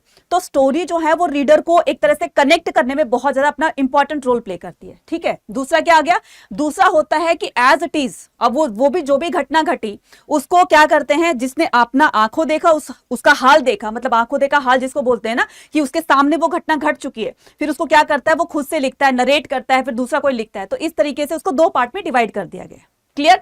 समझाने के कई तरीके होते हैं ना बच्चे, तो इसमें 2 पार्ट में डिवाइड किया गया। एक तो वो कि जो चीज एक्चुअल हो चुकी है, एक वो जो स्टोरीज के माध्यम से उसको बताया गया है। क्लियर है? ठीक है। डिटेक्टिव मीन्स क्या होता है? डिटेक्टिव मीन्स होता है कि इंस्ट्रक्शंस, मतलब कि आपको ये चीज ऐसे लिखनी है, इसके बाद ऐसे लिखनी है, तो एक तरह की इंस्ट्रक्शंस जो होती है, तो उसको क्या बोला जाता है? डिटेक्टिव। क्लियर है? नेक्स्ट कहता है कि ऑथर्स एंड द डेट। अब क्वेश्चन ये पैदा होता है कि यार महाभारत किसने लिखी, है ना? बहुत सारे बच्चों को पता है कि महाभारत महर्षि वेदव्यास ने लिखी, लेकिन कहीं कहीं पर हिस्टोरियंस का ये भी मानना है, या कहीं कहीं पर हम ये भी सुनते हैं या हमने लिखा हुआ देखा है कि महाभारत को गणेश जी ने लिखा था। ठीक है, गणेश जी सब्सक्राइबर, मतलब गणेश जी क्या थे? स्क्राइबर थे। लिखने वाले को क्या कहते हैं? स्क्राइबर बोलते हैं। ठीक है, लिखने वाले तो गणेश जी थे, लेकिन महर्षि वेद व्यास ने उनको नरेट किया था, मतलब कि तुम्हें उनको डिटेक्ट किया था कि तुम्हें इस तरह से उसको लिखना है, तो वो बोलते गए और गणेश जी लिखते गए। ठीक है, अब ये तो खैर एक वो है, एक ओपिनियन दी गई है या हिस्टोरियन की राय है, या जो भी उन्होंने देखा, समझा, पढ़ा, जो भी कुछ उनको पता चला, तो ये एक अलग थिंग है। लेकिन आपको क्या करना है? महाभारत वॉज रिटन बाय महर्षि वेद व्यास। ठीक है, आपको ये लिखना है। तो अब हम क्या करेंगे, यहां पर देखते हैं द ओरिजिनल स्टोरी ऑफ, देखो यहां पर क्या लिखा है, the original story of Mahabharata was probably composed by the, probably का मतलब समझते हो? प्रोबेबली का मतलब होता है शायद। प्रोबेबली का मतलब क्या होता है? शायद। ठीक है, शायद ये जो महाभारत की स्टोरी है या महाभारत है, composed by a charioteer bard known as the suta. मतलब इनडायरेक्टली किसको बोला गया है? श्री कृष्ण को बोला है, क्योंकि वो अर्जुन के सारथी थे। सारी घटना को, सारे युद्ध को उन्होंने अपने आंखों से देखा था। तो हो सकता है कि इनिशियली, क्योंकि उस टाइम में कोई था नहीं, सारी चीजें उन्होंने अपनी आंखों से देखी थी, तो हो सकता है उन्होंने लिखी हो। तो ये जो चैरियटर आप देख रहे हो ना, चैरियटर कौन होता है? रथकार होता है ना। चैरियटर बार्ड्स नोन एज, उसको क्या कहते हैं? उसको सुतास कहते हैं। Who generally accompanied the Kshatriya warriors, जो कि क्या गया? इनडायरेक्टली बोला गया था, जो कि एक क्षत्रिय वॉरियर था, मतलब एक योद्धा था। शायद हो सकता है उसने ये महाभारत लिखी हो। क्लियर?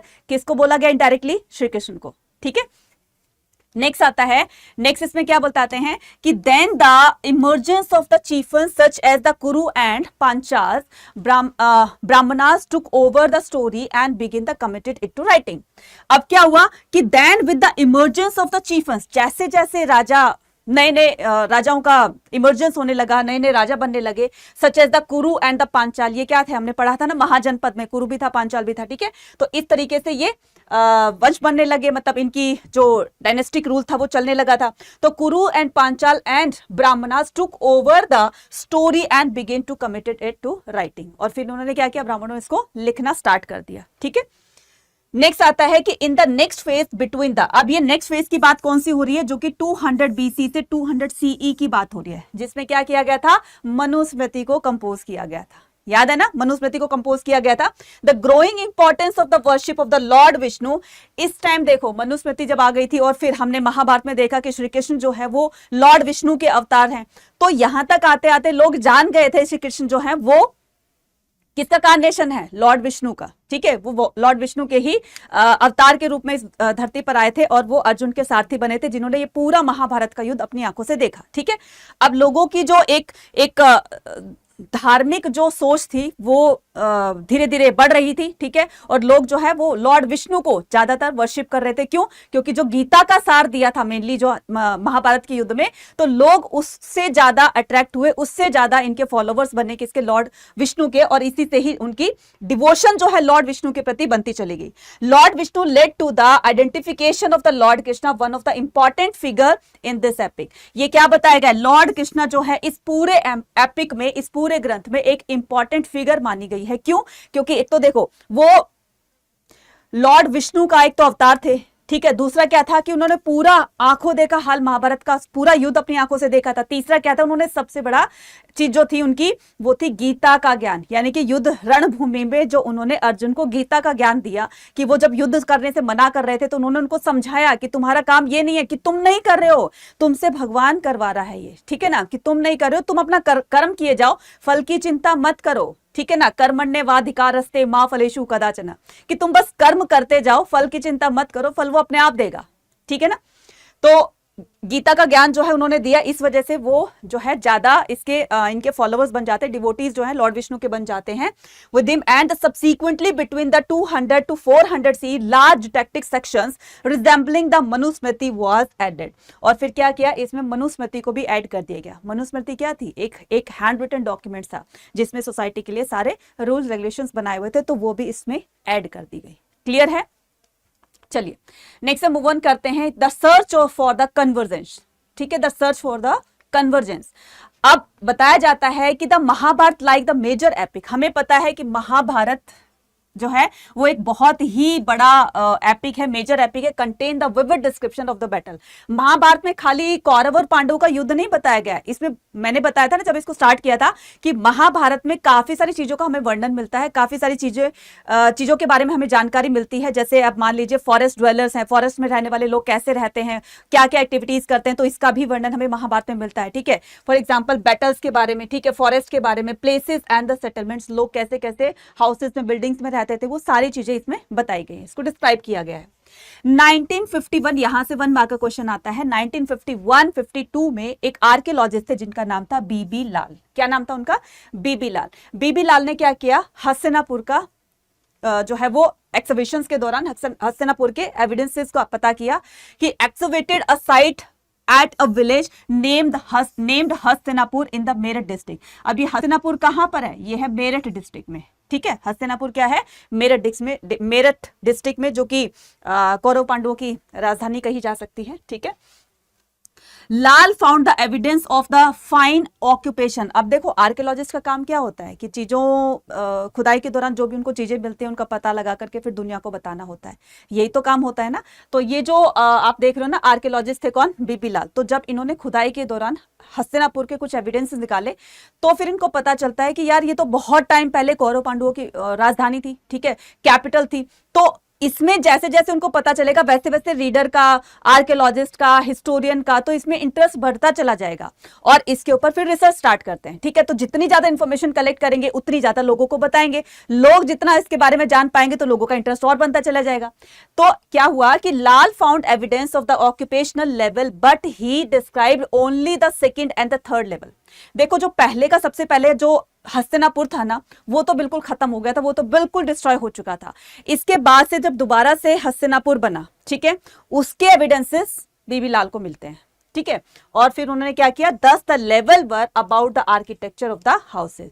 तो लोग कैसे घरों में रहते थे, फिर उनका जो है पूरा का पूरा पता लगाया गया और फिर बताया गया कि लोग महाभारत टाइम में इस तरह के घरों में रहते थे। ठीक है, कहीं ना कुछ तो एविडेंसेस मिले होंगे ना उस चीज के, उस टाइप के। ठीक है, तो बीबी लाल ने इसको एग्जीक्यूट किया। क्लियर? ये देखिए इस तरीके के जो टूटे फूटे खंडर वाले टाइप थे ना, इस तरीके के उनको मिले और इनसे पता लगाया कि लोग जो है वो पहले इस तरह के घरों में रहा करते थे। ठीक है, नेक्स्ट आता है कि इसको एक डायनेमिक टेक्स्ट क्यों कहा जाता है महाभारत को। बच्चे बहुत बहुत इंपॉर्टेंट है, इसको ध्यान से देखना। इसको डायनेमिक टेक्स्ट इसलिए कहा जाता है क्योंकि ये दुनिया की लगभग लैंग्वेजेस में, ठीक है, लगभग लैंग्वेजेस में इसको ट्रांसलेट किया जा चुका है और ये इतना पसंदीदा एपिक है कि लोग इसको पढ़ने के लिए बहुत ही व्याकुल रहते हैं, मतलब पढ़ने में बहुत ज्यादा इंटरेस्ट लेते हैं। ठीक है, कि कौरव पांडव कौन थे, उनका बैटल कैसे हुआ, द्रौपदी कौन थी, वो पांचों पांडवों की पत्नी कैसे कहलाई, दुर्योधन ने क्या क्या किया। लोगों का इंटरेस्ट जो है, चाहे वो स्टोरी के माध्यम से बता रहे हो, चाहे वो किसी भी चीज के थ्रू बता रहे हो, लेकिन लोगों का इंटरेस्ट बन रहा है ना, तो लोगों की डिमांड इसकी जो है डे बाय डे बढ़ती चली जा रही है। तो जितनी डिमांड बढ़ेगी उतनी ज्यादा इसकी कॉपीज निकलेंगी, उतना ज्यादा इसको ट्रांसलेट किया जाएगा। तो दुनिया की तकरीबन हर एक लैंग्वेज में इसको ट्रांसलेट किया जा चुका है और ट्रांसलेशन अभी भी जारी है। The Mahabharata can be consider as the dynamic text. It is being written over a span of a time and growth of the Mahabharata did not stop with the Sanskrit version. ये खाली संस्कृत वर्जन तक ही स्टॉप नहीं हो गई थी, ये खाली संस्कृत वर्जन तक ही सीमित नहीं रह गई थी, बल्कि इसको बहुत सारे लैंग्वेजेस में ट्रांसलेट किया गया।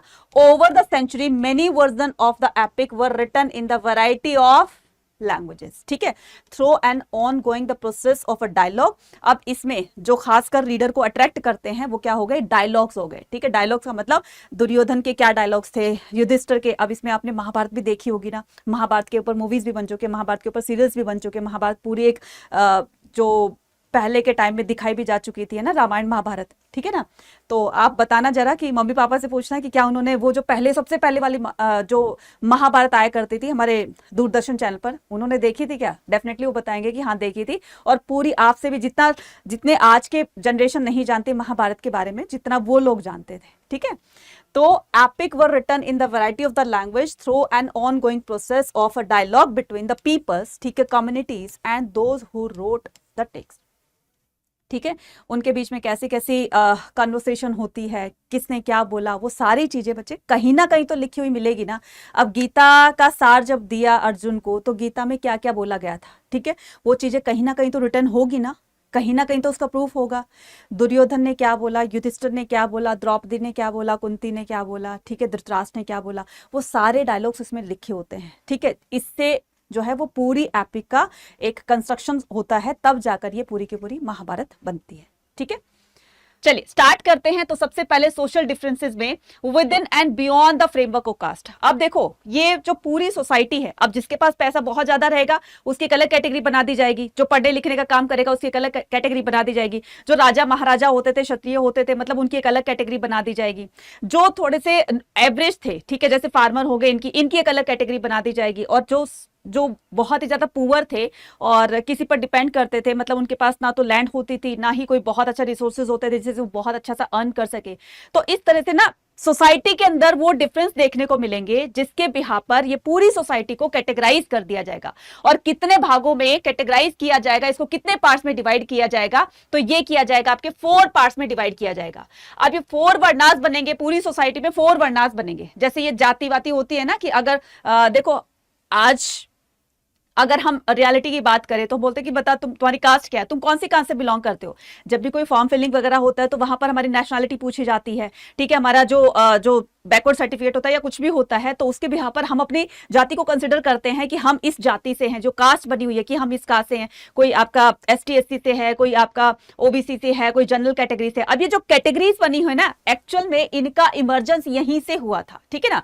तो हम बात करते हैं किसकी, राइट ऑक्यूपेशन की, ठीक है। अब इस पूरी सोसाइटी को 4 वर्णास में डिवाइड कर दिया जाएगा। कौन कौन से 4 वर्णास में डिवाइड किया जाएगा, ध्यान से देखना। देखो धर्मसूत्र और धर्मशास्त्र तो बन चुके थे, ठीक है, मनुस्मृति भी बनाई जा चुकी थी, ठीक है। धर्मसूत्र को 500 ऑनवर्ड्स जो है वो स्टार्ट कर दिया गया था, ठीक है, BC में। और उसके बाद द धर्मसूत्र और धर्मशास्त्र contain the rules about the ideal occupation. अब ये जो धर्म शास्त्र और धर्मसूत्र जो लिखा गया था, ठीक है, उसमें मेंशन किया गया था कि ऑक्यूपेशन के बेस पर, ठीक है, क्या बताया गया है कि occupation of 4 varnas category of the varnas. अब ये सोसाइटी जो 4 भागों में बटेगी ना, कौन कौन से भागों में बटाई इसको कैटेगराइज किया जाएगा, तो फर्स्ट कैटेगरी होगी वो किसकी होगी, ब्राह्मण की, ठीक है। फर्स्ट कैटेगरी किसकी होगी, ब्राह्मणास, ठीक है। सेकेंड कैटेगरी होगी, ये होगी क्षत्रिय, ठीक है, क्षत्रिय। थर्ड कैटेगरी होगी वो होगी वैश्य की, ठीक है। और फोर्थ कैटेगरी जो होगी वो कौन होगी, शूद्र की, ठीक है। शूद्रास, वैश्यास, क्षत्रियास और ब्राह्मणास, ठीक है। तो ये जो ब्राह्मणों का स्टेटस होगा ना, वो सबसे ज्यादा हाई स्टेटस पर रखा जाएगा। क्यों, क्योंकि ब्राह्मणों का काम होता था जो भी धार्मिक काम करते थे, जैसे बड़े बड़े हवन यज्ञ करवाने होते थे, या वेदों को पढ़ना पढ़ाना होता था, लोगों को बताना होता था वेदों के बारे में। तो ये इस तरह का जो धार्मिक काम करेंगे उनको फर्स्ट कैटेगरी में रखा गया था। राजा क्योंकि पूरे राज्य की रक्षा करता है, तो इनका काम अलग रखा गया था। इसके बाद जो वैश्यास आएंगे, इनका काम अलग रखा गया था, कि जो नॉर्मल थे, स्कल्पचर्स थे, टीचर्स थे, वैद्य थे, हकीम थे, जो भी कुछ थे वो सारा का सारा इसमें आ जाएगा। जो पेस्टुलेशंस किया करते थे, पशुपालन किया करते थे, फार्मिंग किया करते थे, एग्रीकल्चर वगैरह, ठीक है, तो वो सारा का सारा वैश्यास में आ जाएगा। और शूद्रास कौन होते थे, जो सबसे नीची कास्ट के थे, मतलब जो सबसे लो ओरिजिन था उसको सबसे नीचे रखा गया था, जिसको शूद्रास कहा जाता है। इनको बोला गया था कि ऊपर से अपनी 3 कैटेगरी को अपनी सर्विसेज प्रोवाइड करना है, ठीक है। तो यहां पर हम वन बाय वन सारी चीजों को देखेंगे कि अकॉर्डिंग टू धर्मसूत्र और धर्मशास्त्र contain the rules about the ideal occupation of the 4 categories of the varnas. इस धर्मसूत्र और धर्मशास्त्र में क्या किया गया था, ये जो 4 वर्णास में जो हमारी सोसाइटी पूरी कैटेगराइज की गई थी, इनके अलग अलग हर एक कैटेगरी का काम फिक्स कर दिया गया कि तुम्हारा काम ये है, तुम्हारा काम ये है, तुम्हारा काम ये है। चारों को अलग अलग अपना अपने काम दे दिए गए। अब इसमें सबसे पहले हम पढ़ेंगे कि इसमें ब्राह्मणों का काम क्या होगा, ठीक है। Brahmanas were suppose to study and teach the Vedas. ब्राह्मणों का काम क्या होगा, ब्राह्मणों का काम होगा वेदों को टीच करना, पढ़ना, पढ़ाना, ठीक है। अब ये कौन है हमारे, ये पंडित जी ये रहे, ठीक है। ये कौन है हमारे पंडित जी, जिसको फर्स्ट कैटेगरी में रखा गया है, ठीक है, ब्राह्मण, राइट, क्लियर। तो मैं यहां पर कर देती हूं इनको फर्स्ट कैटेगरी में, ठीक है। उसके बाद क्या कर रहे हैं कि ब्राह्मणों का काम क्या होगा, वेदों को स्टडी करना। याद रखना यहां से 1 मार्क का क्वेश्चन हर बार बनता है, इसलिए इसको अच्छे से समझ लीजिएगा। Brahmanas were suppose to study and teach the Vedas. क्षत्रियों का काम क्या होता था, क्षत्रिय कौन होते थे, राजा लोग होते थे। राजाओं का काम क्या होता था, वॉरफेयर में एंगेज रहना, ठीक है, युद्ध वगैरह करना, प्रोटेक्ट द पीपल, लोगों को प्रोटेक्ट करना, और एडमिनिस्टर जस्टिस, और न्याय करना। यही तो राजा का काम होता था ना, तो उनको सेकंड कैटेगरी में रखा गया। नेक्स्ट आता है वैश्यास का काम क्या होता है, जो कि हमारी थर्ड कैटेगरी है, थर्ड कैटेगरी है वैश्या का। Vaishyas were engage in the agriculture, pastoralism and the trade. ठीक है, वैश्यों का काम क्या होता था, पेस्टुलेशन करना, ठीक है, और साथ साथ में एग्रीकल्चर करना और ट्रेड करना। तो ये जो व्यापारी होते थे, इनको कौन से उसमें कैटेगरी में रखा गया था, ये होगी हमारी सेकंड कैटेगरी। ठीक है, ये होगी सेकंड कैटेगरी। और जो थर्ड कैटेगरी थी, जैसे ये हो गए आपके कौन, वैश्यास हो गए जो एग्रीकल्चर करते थे, जैसे स्कल्पचर हो गए, राइट, स्कल्पचर हो गए, और आपके फार्मिंग करने वाले फार्मर्स हो गए, राइट, और ट्रेडर्स हो गए। ये सारे के सारे थर्ड कैटेगरी में आते थे, जिनको वैश्यास कहा जाता था। फोर्थ जो कैटेगरी थी, जिसका नाम था शूद्रास, ठीक है, उनको डिवाइड किया गया था शूद्रास कैटेगरी में। तो Shudras were assigned only one occupation, that इनके लिए सिर्फ एक ही काम फिक्स किया गया था, और वो काम क्या था, वो काम था अपने से ऊपर की 3 कैटेगरी को अपनी सर्विसेज देना। फॉर एग्जाम्पल, मान लीजिए राजा का पैलेस है या किसी रिच पर्सन के घर में ये काम करते हैं, ठीक है, तो अपनी सर्विसेज उनको देना, बाकी और कोई काम अपनी मर्जी से नहीं कर सकते थे, क्योंकि इनको रिस्ट्रिक्ट किया था कि तुम्हारा सिर्फ एक ही काम है कि अपने से ऊपर की 3 कैटेगरीज को अपनी सर्विसेज देना, इसके अलावा तुम कोई और काम नहीं कर सकते हो। ठीक है, तो इनको बहुत ही ज्यादा एक लो लेवल पर रखा गया था। ठीक है, इनको कहते हैं ना कि बहुत ही अलग से ट्रीट किया जाता था इनके साथ में। क्लियर, अभी हम आगे पढ़ेंगे कि इनके साथ में क्या क्या होता था, कि इस कैटेगरी में और कौन भी आते हैं। ठीक है, नेक्स्ट करते हैं हम within and beyond the framework of the caste non Kshatriyas king. ठीक है, अब देखो यहां पर जो क्वेश्चन किया जाएगा, क्वेश्चन क्या किया जाएगा कि क्षत्रिय ही राजा क्यों बन सकते हैं, क्या कोई और नहीं बन सकता, क्या ब्राह्मण लोग जो है वो राजा नहीं बन सकते हैं, या फिर क्षत्रिय, ठीक है क्षत्रिय तो राजा बनेंगे, क्या वैश्य में से कोई राजा नहीं बन सकता, या शूद्रों में से कोई राजा नहीं बन सकता। तो ऐसा क्यों कहा गया है कि सिर्फ क्षत्रिय ही राजा बनेंगे। अब यहां पर ब्राह्मणों के ऊपर एक क्वेश्चन किया जाएगा। ठीक है, ब्राह्मणों के ऊपर एक क्वेश्चन किया जाएगा, जैसे कि जो है बौद्धिज्म और जैनिज्म टेक्स्ट में भी मिला है कि ऐसा उनके साथ में डिस्क्रिमिनेट किया जाता था, तो ब्राह्मणों की इस बात को झूठा साबित किया जाएगा। ठीक है, अब वो कैसे किया जाएगा, देखना जरा ध्यान से। अकॉर्डिंग टू द शास्त्र, देखो शास्त्रों के अकॉर्डिंग क्या बोला गया है, शास्त्रों के according only Kshatriya could be king. ठीक है, शास्त्रों के अकॉर्डिंग यही कहा गया था कि क्षत्रिय ही सिर्फ राजा बन सकते, इसके अलावा कोई और राजा वाला काम नहीं करेगा। क्लियर है, ओके, ये किस में मेंशन था, हमारे शास्त्रों में। However, the several important ruling the lineage probably had different origin। लेकिन फिर भी देखो, गौतमी पुत्र शातकर्णी, अब वो बाय कास्ट क्या था, ब्राह्मण था। माना जाता है कि ये जो मौर्यास थे, ठीक है, देखो Buddhist text suggested that the Maurya were Kshatriya. Buddhist text में मौर्यों को एक क्षत्रिय फैमिली से बिलोंग किया हुआ बताया गया है, कि मौर्य डायनेस्टी के जितने भी रूलर्स थे, फॉर एग्जांपल चंद्रगुप्त मौर्य थे, बिंदुसार थे, या राजा अशोक थे, ये सारे के सारे किससे बिलोंग करते थे, क्षत्रिय फैमिली से बिलोंग करते थे, ऐसा मेंशन किया गया है बुद्धिस्ट टेक्स्ट में। ठीक है, जबकि दूसरे क्या कहते हैं, बट ब्राह्मणिकल टेक्स्ट क्या कहता है, जो ब्राह्मणिकल मतलब ब्राह्मणों ने जो लिखी थी, ब्राह्मणिकल टेक्स्ट कहता है describe them being of low origin, कि ये मौर्यस जो थे ना वो लो ऑरिजिन थे, मतलब वो ना तो क्षत्रिय थे ना ब्राह्मण थे, बल्कि वो सबसे नीची कास्ट थे। ये बात झूठी साबित हो गई। ठीक है, यहां पर देखिए दो, यहां पर क्या बन रहे हैं, दो नोशंस बन रहे हैं, दो विचार यहां पर आपस में एक दूसरे को क्रिटिसाइज कर रहे हैं, कि कोई कुछ कहता है कि वो क्षत्रिय फैमिली से थे मौर्यास, और यहां पर ब्राह्मणिकल टेक्स्ट के अनुसार यहां पे पता चला है कि जो मौर्यास थे वो लो ऑरिजिन थे। ठीक है, दो बात हो गई। उसके बाद शुंग एंड कण्व, ये जो मौर्य डायनेस्टी के पतन के बाद जो उसको रिप्लेस करेंगे, शुंग और कण्व जो डायनेस्टीज के रूलर होंगे, शुंग और Kanvas the immediate successor of the Mauryas and the Brahmanas.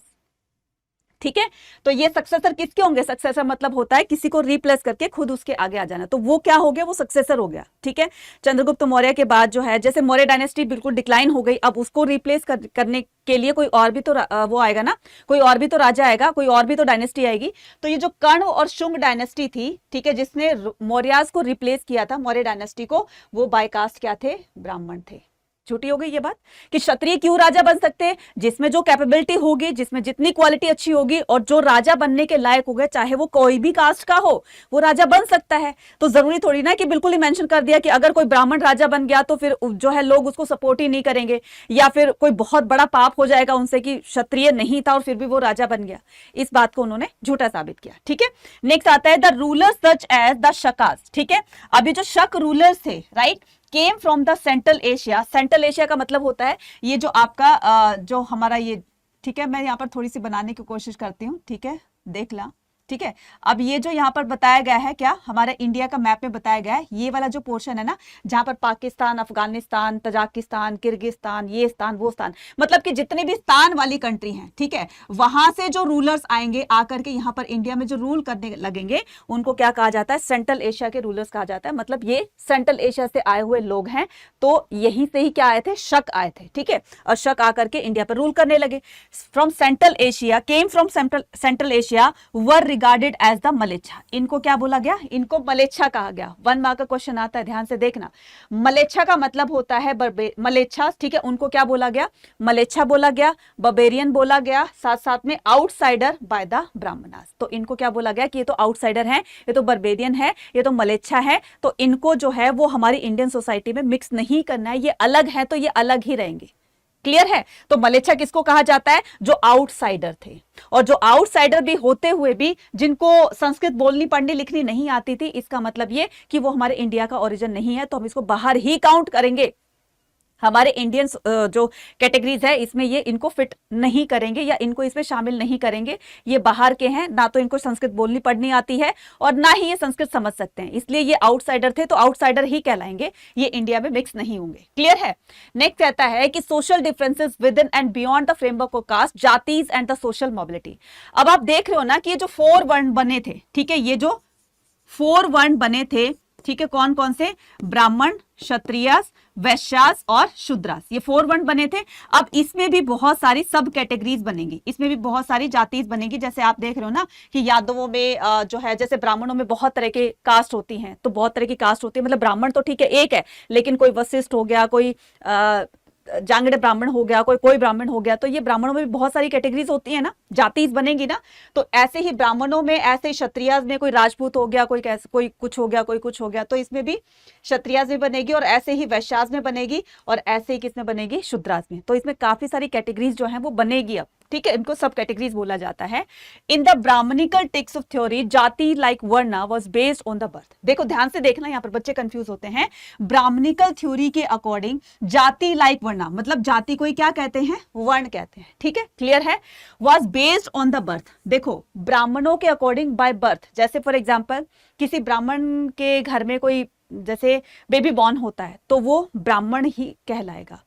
अगर वो ब्राह्मण जो है, जैसे मान लीजिए कि कोई ब्राह्मण का बच्चा है और वो आगे चलकर स्कल्पचर का काम करता है या फार्मिंग करता है या मान लीजिए शू मेकिंग का काम करता है, तो कहने का मतलब अगर ब्राह्मण का बेटा है तो सिर्फ उसको यही राइट होगा कि वो वेद पुराणों को पढ़ करके पढ़ने पढ़ाने का काम करे, जो पहले से ही उनके एंसेस्टर्स करते आ रहे हैं, ठीक है, उनके पूर्वज करते आ रहे हैं, तो वही काम करना होगा।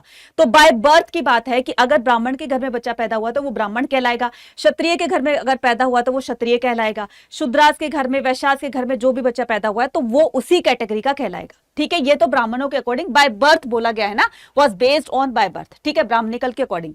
नेक्स्ट कहता है कि while the number of the varnas was fixed the 4, number of varnas जो है, मतलब कि जो जाति थी वो इन 4 वर्णास में फिक्स हो गई, ठीक है। There was no restriction on the number of the jati. अब इनमें कितनी सारी जातियां बन सकती है, कोई रिस्ट्रिक्शन नहीं थी, बनाओ जितनी बनानी है, ठीक है, लेकिन वो इंडियन ओरिजिन होने चाहिए, ठीक है, वो इंडिया के ही जो है वो नेटिव पीपल होने चाहिए। अगर आउटसाइडर रहे तो उनको आउटसाइडर ही कहलाएंगे वो, ठीक है। तो restriction number of the जातीज, people living like the forest. अब देखो यहाँ पर जो लोग फॉरेस्ट में रहते थे, जो लोग फॉरेस्ट ड्वेलर थे, मतलब जंगलों में रहने वाले लोग थे, उनको क्या कहा जाता था, उनको निषाद कहा जाता था। क्या कहा जाता था, उनको निषाद कहा जाता था, ठीक है। गोल्डस्मिथ, स्वर्णकार। अभी जो गोल्डस्मिथ है ये किसको बोलते हैं, स्वर्णकार को। किसको बोलते हैं, सुनार को बोलते हैं, ठीक है। तो ये जो निषाद होते थे, गोल्डस्मिथ थे, वर क्लासिफाइड एज जाति बाय द ब्राह्मणिकल अथॉरिटी, ठीक है, वर क्लासिफाइड एज द जाति, ठीक है, इनकी एक अलग जाति हो गई by the Brahmanical authority as they did not fit. अब ये जो निषाद है और ये जो गोल्डस्मिथ मतलब सुनार वगैरह है, ये इन 4 वर्णों में ये इसमें फिक्स नहीं बैठे, मतलब फिट नहीं बैठ रही है, तो इनको अलग ही कर दिया गया। भाई तुम ब्राह्मण जो क्या बोलते हैं फॉरेस्ट में रहते हो तो तुम्हारी कोई जाति नहीं, कुछ अता पता नहीं, कुछ नहीं पता, इसलिए उनकी कैटेगरी को बिल्कुल अलग कर दिया गया। स्वर्णकार, अब स्वर्णकार को कौन सी कैटेगरी में रखा जाएगा? ब्राह्मण में नहीं रख सकते उसको, क्षत्रिय भी नहीं रख सकते, मतलब क्षत्रिय तो वही होंगे जो राजा लोग होंगे according to the Brahmanical text, right, Dharmasutra Dharmashastra के अकॉर्डिंग।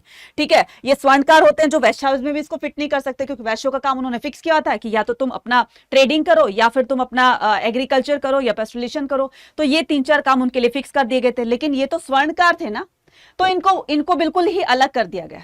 इन 4 जाति में, इन 4 वर्णों में ये फिट नहीं बैठ रहे थे, इसलिए उनको अलग कैटेगराइज कर दिया गया।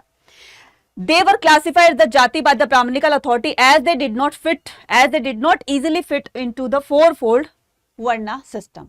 तो ये चारों वर्ण में से किसी भी वर्ण में फिट नहीं बैठ रहे थे। ठीक है, तो सोसाइटी विदाउट द वर्णा सिस्टम। अब ऐसी कौन सी सोसाइटी है जो वर्ण सिस्टम के बाहर है, विदाउट है? ठीक है, सोसाइटी विदाउट वर्णा सिस्टम, वो कौन सी सोसाइटी है जो बिल्कुल वर्ण सिस्टम से बिल्कुल परे है, उसके बिना है? ठीक है, ये कौन सी आ जाएगी? जैसे कि अभी मैंने क्या बताया था, निषाद जाति। ठीक है, निषाद कास्ट जो होती थी, जहां पर फॉरेस्ट पीपल रहते थे, फॉरेस्ट ड्वेलर्स रहते थे, तो उनको निषाद में काउंट किया गया था। और ये निषाद जाति जो है वो चारों वर्ण में से किसी पे फिट नहीं बैठ रही थी, इनको अलग कर दिया गया। तो ये राज्य में रहने वाले लोगों के जो भी ब्राह्मणों ने रूल बनाए थे उस रूल को फॉलो नहीं करते थे। ये ब्राह्मणों को क्रिटिसाइज करते थे कि क्यों ऐसा होता है कि ब्राह्मणों की मोनोपोली होनी चाहिए सोसाइटी में, जो ब्राह्मण कहेगा वही होना चाहिए, वही सत्य है, वो भगवान मतलब एक पत्थर की लकीर है और भगवान से उन्होंने बिल्कुल डायरेक्ट आकर बोला है कि तुम्हें ये काम करना है। ऐसा कहां पर प्रमाण है? क्यों वो इतना डिस्क्रिमिनेशन किया जा रहा है? मतलब पूरी सोसाइटी में जो अलग अलग उसमें भागों में या अलग अलग वर्णों में, जातियों में डिवाइड किया गया है, तो क्या भगवान ने ऊपर से जाति बनाकर भेजी है? नहीं ना, हम नहीं मानते। अगर हम राज्य में रहेंगे, देखो कंडीशन क्या थी कि अगर ये फॉरेस्ट ड्वेलर अगर राज्य में रहते हैं तो उनको राज्य के रूल रेगुलेशंस फॉलो करने पड़ेंगे। ठीक है, और इन्होंने कहा कि नहीं मानेंगे, हम नहीं मानेंगे, तो उनको बाहर कर दिया और जाकर के जंगलों में रहने लगे। ठीक है, अब उसी का एक जीता जाता एग्जाम्पल क्या था? एक जीता जाता एग्जाम्पल हम दे सकते हैं इसका, एकलव्य का। ठीक है, एकलव्य की कहानी तो सुनी होगी ना आपने कि एकलव्य कौन था? एकलव्य वो था जो गुरु द्रोणाचार्य का सर्वश्रेष्ठ धनुर्धर था। देखो, हम ये तो नहीं कह रहे कि इन्होंने इन्हीं से ही फिजिकली शिक्षा दीक्षा ली थी, लेकिन फेस टू फेस तो नहीं ली थी। लेकिन जब इन्होंने मना कर दिया कि तुम तो जो है जाति से बाहर हो और मैं सिर्फ जाति को ही, मतलब वर्ण सिस्टम को ही, खास करके मैं क्षत्रिय फैमिली के बच्चों को ही मैं जो है शिक्षा दीक्षा देता हूं, तो तुम तो बिल्कुल कास्ट से बाहर हो, तो मेरी तो इसमें इंसल्ट हो जाएगी। तो गुरु द्रोणाचार्य ने इनको मना कर दिया था और तब से ये गुरु द्रोणाचार्य की मूर्ति बना करके और बस उससे आशीर्वाद लेता और फिर जो धनुष बाण चलाना होता है उसकी प्रैक्टिस करने लगा और इतना बड़ा धनुर्धारी बन गया कि एक बार क्या होता है, वो आपके उसमें ना एक पैराग्राफ भी दिया होगा, एक केस स्टडी दी होगी, छोटी सी स्टोरी दी हुई है कि गुरु द्रोणाचार्य जैसे इस जंगल में घूम रहे थे तो अचानक से ये जहां पर वो एकलव्य जहां पर प्रैक्टिस कर रहा था इनकी मूर्ति बना करके, वहां तक वो पहुंच जाते, घूमते घूमते पहुंच गए। तो वहां पर एकलव्य ने देखा, गुरु द्रोणाचार्य ने देखा कि जो है ये तो अर्जुन से भी बहुत ही बड़ा धनुर्धारी बन रहा है। तो इसके पास गए और जाकर के देखा कि यहाँ पर तो मेरी मूर्ति बनी हुई है। बड़े हैरान हुए कि तुमने मेरी मूर्ति बना करके, ये कैसा तुम्हारा सिस्टम है कि मेरी मूर्ति बना करके और तुम इसके सामने आशीर्वाद लेकर के तुम धनुष बाण की प्रैक्टिस कर रहे हो। तो इन्होंने कहा कि मैं आपको गुरु पहले ही मान चुका था जब आपने मुझे मना किया था, इसलिए आपने तो मना कर दिया, लेकिन मैंने अपने मन से आपको गुरु माना, आपकी मूर्ति बनाई और बस आपके आशीर्वाद से मैं अपनी प्रैक्टिस को स्टार्ट कर दिया था। अब इस सिचुएशन में क्या होता है कि गुरु द्रोणाचार्य ने कहा कि ठीक है, तुमने मेरे को गुरु माना है ना, तो गुरु होने के नाते और एक गुरु और एक शिष्य का जो संबंध होता है इसके नाते तुम्हें क्या करना पड़ेगा, मुझे अपनी एक गुरु दक्षिणा देनी पड़ेगी। उन्होंने कहा ठीक है, क्या गुरु दक्षिणा चाहिए गुरुजी? हाथ जोड़ के वो गर्दन नीचे करके खड़ा हो जाता है कि बोलो क्या आपको दक्षिणा चाहिए। तो फिर गुरु द्रोणाचार्य ने कहा कि पहले तो मैं तुम्हारा टेस्ट लूंगा। ठीक है, उन्होंने कहा ठीक है। तो टेस्ट लिया तो क्या क्या बताया कि उनकी आंखों पर पट्टी बांधी गई, एकलव्य की आंखों पर पट्टी बांधी गुरु द्रोणाचार्य ने और कहा कि तुम्हें सिर्फ बहुत दूर ना एक डॉग है जो बार्क कर रहा है, बिना देखे तुम्हें सिर्फ उसकी आवाज सुन करके और उसके मुंह को बेदना है। ठीक है, अगर तुमने ये टास्क कंप्लीट कर दिया तो मैं मान जाऊंगा कि तुम मेरे शिष्य हो। ठीक है, और तुम सर्वश्रेष्ठ धनुर्धारी हो, मैं तुम्हें मान जाऊंगा। ये चैलेंज उसने एक्सेप्ट किया एकलव्य ने, और क्या करता है, आंखों पर पट्टी बांधी और सिर्फ सुनकर ही उसने क्या किया, एक के बाद एक 7 तीरों से उस डॉग के मुंह को बिल्कुल तीरों से बेध दिया। जब वो डॉग बिल्कुल मुंह पे जिसके तीर लगे हुए थे, जैसे वो पास ऑन हो रहा था और वहीं पर जो है थोड़ी दूर में ही पांडव थे, कौरव पांडव थे, जहां पर वो गुरु द्रोणाचार्य से शिक्षा लेते थे, तो उसके पास से जैसे पास से होकर गुजरने लगा वो डॉग, तो वो देख करके हैरान हो गए, यार ये इतना बड़ा धनुर्धारी कौन आ गया जिसने इस तरह का काम किया। ये तो वाकई में बहुत ही आश्चर्यजनक बात है, तो हम भी उस धनुर्धारी से मिलना चाहेंगे जो इतना बड़ा धनुर्धारी है। तो इतना कह करके वो सारे के सारे वहां पर आ जाते हैं। लेकिन इससे पहले क्या हो चुका था, एकलव्य से गुरु द्रोणाचार्य उसका राइट हैंड का थंब मांग चुके थे गुरु दक्षिणा में, और बिना सोचे समझे 1 मिनट लगा, 1 सेकंड भी नहीं लगाया, और अपना चाकू वाकू निकाला, खंजर निकाला, और एकलव्य ने उनको अपना अंगूठा काट करके और उसको दे दिया, क्योंकि गुरु द्रोणाचार्य जानते थे कि ये अर्जुन से ज्यादा अच्छा धनुर्धारी है, और अपनी कमिटमेंट को ये झूठी नहीं साबित करना चाहते थे कि मैंने कमिटमेंट की है भीष्म पितामह से या फिर कुरु पूरी उससे फैमिली से कि मैं अर्जुन को सर्वश्रेष्ठ धनुर्धारी बनाऊंगा, लेकिन इसके रहते तो अर्जुन नहीं बन सकता। तो इनका राइट हैंड का थंब ही मांग लिया, जिसकी वजह से अब वो धनुष चलाना जो है वो थोड़ी सी प्रॉब्लम होने लगी। ठीक है, और गुरु माना था तो गुरु दक्षिणा उन्होंने ये दी थी। राइट, तो देखो देयर वर, ठीक है, स्टोरी अच्छी लगी हो तो कमेंट सेक्शन में जरूर लिखकर बताइएगा। ठीक है, तो there were some communities whose social practice were not influenced by the Brahmanical ideas. कुछ ऐसी जो है वो कम्युनिटीज थी जो कि ब्राह्मणिकल आइडिया को बिल्कुल नहीं मानती थी, उनके बनाए हुए रूल को बिल्कुल नहीं मानती थी। For example category such as the Nishad, to which Eklavya belong. तो क्वेश्चन आता है कि एकलव्य कौन सी जाति से बिलोंग करते थे? निषाद जाति से। ठीक है, right. So sometime those who spoke non Sanskritic language were labelled as the mlechchha. ठीक है, मैंने क्या कहा, जिनको समटाइम्स ऐसा भी होता था कई बार कि those who did not speak non Sanskritic language were label to, जिनको संस्कृत बोलनी लिखनी पढ़नी नहीं आती थी उनको क्या कहा जाता था? उनको मलेच्छा कहा जाता था। अभी हमने देखा ना कि मलेच्छा को क्या क्या कहा जाता है, मलेच्छा ब्राह्मणिकल के अकॉर्डिंग। ठीक है, उनको मलेच्छा कहा जाता था, साथ में उनको बर्बेरियन कहा जाता था, आउटसाइडर भी कहा जाता था। क्यों कहा जाता था? जिन लोगों को संस्कृत बोलनी पढ़नी लिखनी नहीं आती थी वो सारे मलेच्छास होते थे। ठीक है, according to the Brahmanical text. Clear. अब हम बात करते हैं बियॉन्ड द फ्रेमवर्क में emergence of the varna system. Right, अब कैसे इमर्जेंस होती है? देखो, Brahmanas consider some people as being outside the system and classify them as the untouchables. इसकी Brahman consider some people as being outside. ब्राह्मणर जो ये ब्राह्मण होते थे ये कंसिडर करते थे कि कुछ लोग जो है वो जाति प्रथा से बिल्कुल, जातिवादी से बिल्कुल बाहर है, and classify them as untouchables. मतलब कि देखो, ब्राह्मण क्षत्रिय वैश्य शूद्र के काम उन्होंने फिक्स कर दिए, लेकिन कुछ लोग ऐसे भी थे जो अलग ही काम करते थे। काम के अकॉर्डिंग ठीक है, उनको बांट दिया गया कि तुम्हारा ये काम है, तुम्हारा ये काम है, तुम्हारा ये काम है, लेकिन कुछ लोगों का काम बिल्कुल डिफरेंट था। जैसे कि कोई एनिमल जो है जिसकी डेथ हो जाती है, कोई मर जाता है एनिमल, ठीक है, अब उसकी स्किन को पाइल करना, उसकी स्किन से ही शू वगैरह बनाने होते थे, लेदर बैग्स बनाने होते थे। ठीक है, और जिनका फनरल प्रोसेस किया जाता था, मतलब जो कोई लावारिस होता था, जिनका फैमिली में कोई नहीं होता था, उनका दाह संस्कार वगैरह भी किया करते थे। ठीक है, अब उस तरह के काम को वो कौन से पार्ट में रखेंगे, कौन से वर्ण में उसको रखेंगे, कौन से जाति में उनको रखेंगे, तो इनको एक अलग जाति बना दी गई जिनको चांडाल कहा जाता था। ठीक है, अब इन चांडाल्स के काम, चांडाल्स की ड्यूटी क्या बना दी गई? मनुस्मृति में इनकी ड्यूटी को फिक्स कर दिया गया, the duty of the Chandalas, they had to live.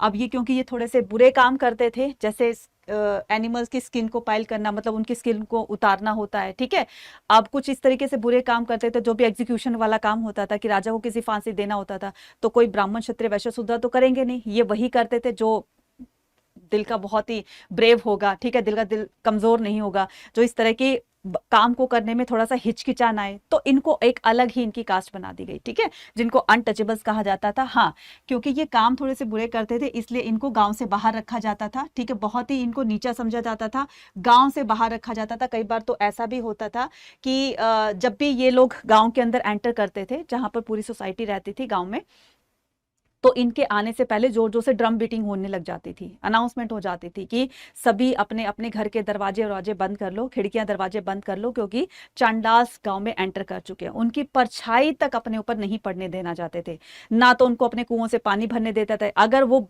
गलती से भी अगर उनके आसपास भी हो गया तो अपने आप को अपवित्र मानते थे। हो ये क्या हो गया, हम तो बिल्कुल अपवित्र हो गए, इसकी परछाई हमारे ऊपर पड़ गई, अब तो हम बिल्कुल भी गंगा जिसे हमें गंगा के पानी से हमें स्नान करना पड़ेगा या उनके छींटे वीटे लगाने पड़ेंगे जिससे हम अपने आप को पवित्र कर ले। कुछ इस तरह की बहुत ज्यादा इनके साथ डिस्क्रिमिनेशन किया जाता था। ठीक है, इनको गांव से बाहर रखा जाता था, यूज द डिस्कार्डेड थिंग्स, और इनको बोला गया था, मनुस्मृति में इनके ड्यूटी फिक्स की गई थी कि जो भी गांव वालों के या जो रिच पर्सन होते हैं उनके जो भी छोड़े हुए बर्तन होंगे, रफ बर्तन हो जाते हैं, जैसे वो फेंकने वाले होते हैं, तो उनको बोला गया था यूज्ड जो यूटेंसिल्स होते हैं, यूज जो थिंग्स होती हैं, डिस्कार्डेड जो रफ हो जाती है, मतलब बहुत ठीक है पुरानी हो जाती है, तो वही इसको यूज करेंगे Chandalas. And wear the cloth of the dead, ठीक है, और जो डेड बॉडी के साथ में जो उनके घर वाले कपड़े वपड़े लेकर आते हैं तो वही उन्हीं कपड़ों को पहनेंगे और कोई नया कपड़ा नहीं पहनेंगे। और द ऑर्नामेंट्स ऑफ आयरन, उनको बोला गया था ना तुम गोल्ड की, ना कोई सिल्वर की, ना कोई हीरे जवाहरात की, कोई भी ऑर्नामेंट्स जो है वो तुम इनसे बने हुए नहीं पहनोगे, सिर्फ तुम्हें आयरन से बनी हुई ज्वेलरी ही पहननी है। ठीक है, तो इस तरह से उनकी ड्यूटी जो है चांडाल्स की फिक्स कर दी गई। क्लियर? हाँ जी, अब क्या करते हैं कि control over the resources and the status. अब क्या करते हैं, सोशल स्टेटस के बारे में पढ़ते हैं। अब ये डिफरेंसेस तो हमने पढ़ लिए हैं, आई होप सभी को समझ में आ गए होंगे, और समझ में आ गए तो कमेंट सेक्शन में लिखकर जरूर बताइएगा कि आपको समझ में आ गए हैं या नहीं आए हैं। अब हम क्या करते हैं, जेंडर एक्सेस प्रॉपर्टी। ठीक है, मनुस्मृति में क्या कहा गया था, according to the Manusmriti the paternal estate to be divided the equally. अब देखो पैटर्नल स्टेट का मतलब क्या होता है, पैटर्नल स्टेट का मतलब होता है फादर्स प्रॉपर्टी। क्या होता है, फादर्स प्रॉपर्टी। ठीक है, फादर्स प्रॉपर्टी। ठीक है, यानी कि पिता की संपत्ति, उसके जितने भी बेटे होते थे तो उसमें एक फादर की प्रॉपर्टी को डिवाइड कर दिया जाता था। फॉर एग्जाम्पल, अब मान लो किसी फादर के 4 बेटे हैं और ये उसकी प्रॉपर्टी है। ठीक है, उसको 4 भागों में बांट दिया गया, लेकिन थोड़ा सा पार्ट जो है वो बड़े वाले बेटे का ज्यादा होगा। क्यों? क्योंकि उस पर घर की रिस्पॉन्सिबिलिटी ज्यादा होती है, तो ये वाला पार्ट सबसे बड़े बेटे का 1 2 3 4। ठीक है, क्योंकि ये जो है ये एल्डेस्ट सन के लिए होता था। ठीक है, एल्डेस्ट सन। ठीक है, equally among the son after the death of the parent. ठीक है, पेरेंट की डेथ के बाद उनकी प्रॉपर्टी को बांट दिया जाता था with the special share the eldest one. Special share किसको दिया जाता था, सबसे बड़े बेटे को दिया जाता था, क्योंकि उसके ऊपर रिस्पॉन्सिबिलिटी ज्यादा होती है, बड़ा है वो घर का। But women could not claim the share of these resources। लेकिन बच्चे अगर मान लो 4 बेटे हैं, ठीक है, और एक बेटी है, या 3 बेटे हैं एक बेटी है, ठीक है, तो उस सिचुएशन में फादर की जो भी प्रॉपर्टी होती है पेरेंट्स की, वो बेटी को ना दे करके उन 3 में ही डिवाइड की जाएगी जो उसके 3 बेटे हैं। माना जाता था कि बेटी क्या करेगी प्रॉपर्टी का, उसको तो ससुराल में जाना है, शादी होकर वो ससुराल चली जाएगी तो उसको यहाँ से क्या काम है। लेकिन चिंता मत करो, अभी ये सिस्टम खत्म हो गया है, तो अब तो सुप्रीम कोर्ट ने भी ग्रीन सिग्नल दे दिया है कि अब लड़की को भी उतना ही शेयर मिलेगा जितना कि लड़कों को मिलता है। ठीक है ना, क्लियर है? women were allowed to retain the gift। लेकिन women के लिए यहाँ पर एक बहुत ही अच्छी बात कही गई है कि शादी के दौरान उसको जो भी अपने घर की तरफ से जो गिफ्ट वगैरह मिलते थे वो उसका अपना धन होता था, जिसको कहा जाता है स्त्री धन। जिसको क्या कहा जाता है, स्त्री धन कहा जाता है, लिटरली अ वुमेन्स वेल्थ। ठीक है, वो उसका खुद का अपना होता है। इस स्त्री धन को जो है वो उससे कोई जबरदस्ती नहीं छीन सकता, ना ही उसके इन-लॉज, चाहे वो उसका हस्बैंड हो, चाहे वो उसके इन-लॉज हो, father in law, mother in law, XYZ कोई भी हो, इवन उसके बच्चे तक उस पर क्लेम नहीं कर सकते थे कि ये तो हमारा है, मम्मी के बाद ये पूरा का पूरा जो है वो हमारा हो जाएगा, या मम्मी से छीन ले। ठीक है, बच्चे भी क्लेम नहीं कर सकते, ना ही उसका हस्बैंड क्लेम कर सकता है कि ये पूरा का पूरा धन उसका है तो उसको दे दिया जाए, नहीं। हाँ, अगर लड़की की मर्जी होगी तो वो अपनी मर्जी से अपने हस्बैंड को दे सकती है, अपने लॉज को दे सकती है, अपने बच्चों को दे सकती है, लेकिन जबरदस्ती उसे कोई छीन नहीं सकता। क्या? ये स्त्री धन। ठीक है, क्लियर है? चलिए नेक्स्ट बढ़ते हैं।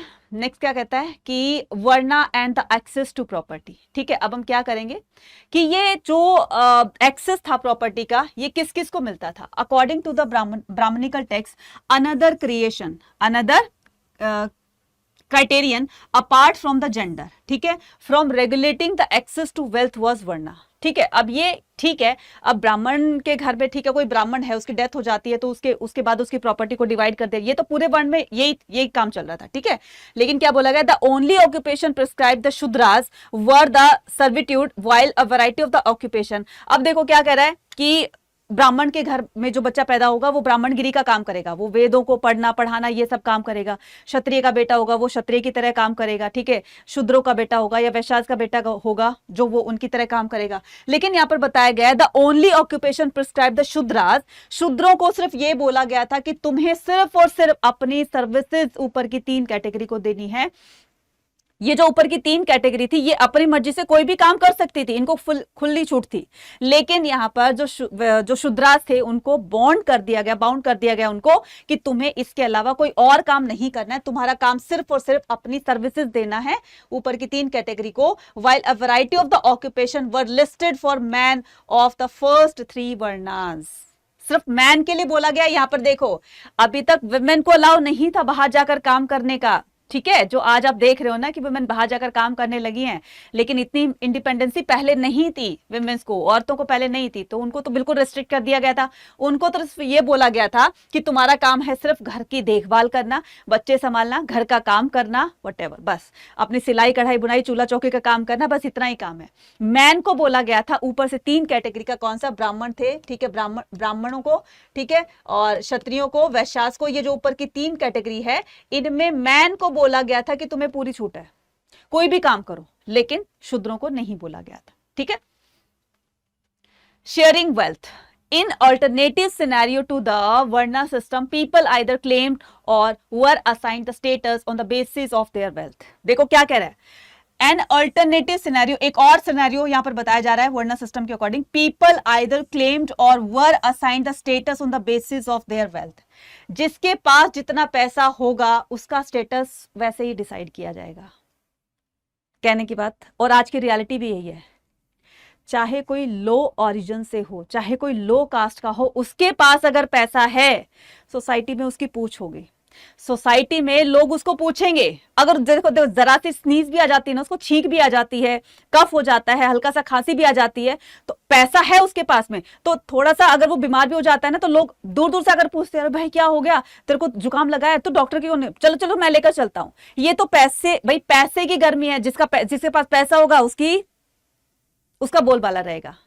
पैसे से ही ये दुनिया चल रही है, मतलब जिसके पास पैसा उसका बोलबाला। और जिसके पास, जो बाय कास्ट बहुत ऊंची कैटेगरी का है, फॉर एग्जांपल ब्राह्मण है, अगर ब्राह्मण है उसके पास पैसा नहीं है, तो चाहे वो सड़क पर, भगवान ना करे, सड़क पर कुछ उसको ऐसी उसके साथ कोई मिस हैपनिंग हो गई हो और वो सड़क पर पड़ा हुआ है, लोग उसको उठाएंगे नहीं। रियलिटी है, आज की भी रियलिटी है और पहले भी यही रियलिटी थी। जिसके पास पैसा नहीं, लोग उसको उसके साइड से बचकर होकर निकलते हैं, और जिसके पास पैसा है, जरा सी खरोच भी आ जाते हैं ना उसको, तो लोग ऐसे उमड़ के पड़ते हैं कि पता नहीं इसको क्या हो गया है और हम जो है इसके लिए क्या कर दे। बात तो सही है ना, रियलिटी है ना आज की, ठीक है। तो यहां पर बोला गया है कि there were other situation were man who were generous were respected while those who were miserly और the simply accumulated wealth with themselves were dislike. तो लोग उनको पसंद नहीं करते थे, उनको डिसलाइक करते थे, नफरत करते थे उनसे। पैसा नहीं है, चल तू कौन मैं कौन। जिनके पास पैसा है, आओ भाई आओ, यार मैं तुम्हारा भाई, मैं तुम्हारे चाचा का लड़का का दोस्त, ये वो करके वो बहुत सारे रिश्ते निकाल लेंगे फिर तो, है ना। रियलिटी है बच्चे ये, राइट। अब चलते हैं द सोशल कॉन्ट्रैक्ट के बारे में पढ़ते हैं। The Buddhist also develop an alternative understanding of the social inequality and institutions required to regulate the social conflict. ये जो बुद्धिस्ट टेक्स्ट में बोला गया है, ये जितनी भी इनइक्वालिटीज हो रही है ना, यानी कि जो डिस्क्रिमिनेशन हो रहा है कि उनको बहुत ऊंचा दर्जा दिया गया है, उनको बहुत नीचे रखा गया है, तो इन सोशल जो ये किया गया है, कौन सा इनइक्वालिटी जो फैल रही है, इसी के कारण सोशल कॉन्फ्लिक्ट हो रहे हैं। भाई ऐसा क्यों? जिसके पास पैसा है, जिसके पास नहीं है, कोई ऊंची कास्ट का है, कोई नीची कास्ट का है, अब ये डिस्क्रिमिनेशन हो रहा है ना सोसाइटी में, इसी से ही क्या बनेंगे, कॉन्फ्लिक्ट चलेंगे, ठीक है। कॉन्फ्लिक्ट होने लगेंगे, मतलब लड़ाई झगड़ा होने लगेगा। According to a myth in Sutta Pitaka में एक बात बताई गई है कि they suggested that human beings initially had not fully evolve the body form. उन्होंने कहा कि पहले इंसान ऐसा नहीं था। अब हड़प्पा सिविलाइजेशन में कहीं कोई कुछ था, ठीक है, थोड़ी बहुत तो चलती है कि किसी के पास पैसा बहुत ज्यादा है, किसी के पास नहीं है, थोड़ी बहुत तो ठीक है चलती है, लेकिन इतना ज्यादा तो सोशल डिफरेंसेस नहीं था ना। फिर आकर के फिर हमने जो सेकंड चैप्टर पढ़ा उसमें पॉलिटिकल और इकोनॉमिक चेंजेस की वजह से लोग जो है वो, किसी के पास पैसा बहुत ज्यादा आ गया, किसी के पास बहुत कम आ गया, तो यहां से कैटेगरीज जो है वो डिवाइड होना स्टार्ट हो गई थी। तो अकॉर्डिंग टू अ मिथ, सुत पिटक के एक मिथ के अकॉर्डिंग बताया गया कि they suggested that the human beings initially had not fully involve the bodily form and the world of the plant was also not fully developed. Human beings lived in a state of peace. पहले मनुष्य बहुत शांति से रहता था, ठीक है ना। और होना भी यही चाहिए कि जैसे ही इंसान इस दुनिया में आता है वो लिखवा कर नहीं लाता है कि मैं इस जाति का हूं, ठीक है ना। तो अगर इंसानों में इस तरह की कोई बात ही नहीं होगी, कोई सोच ही नहीं होगी, तो ये पूरा वर्ल्ड जो है वो शांतिमय तरीके से जिएगा, है ना। कोई किसी तरह का कोई कॉन्फ्लिक्ट नहीं होगा, सब लोग इक्वली ट्रीट किए जाएंगे, सभी लोगों को बराबर समझा जाएगा। तो इस तरह की जो है वो बात बताई गई है किसमें, सुत पिटक में।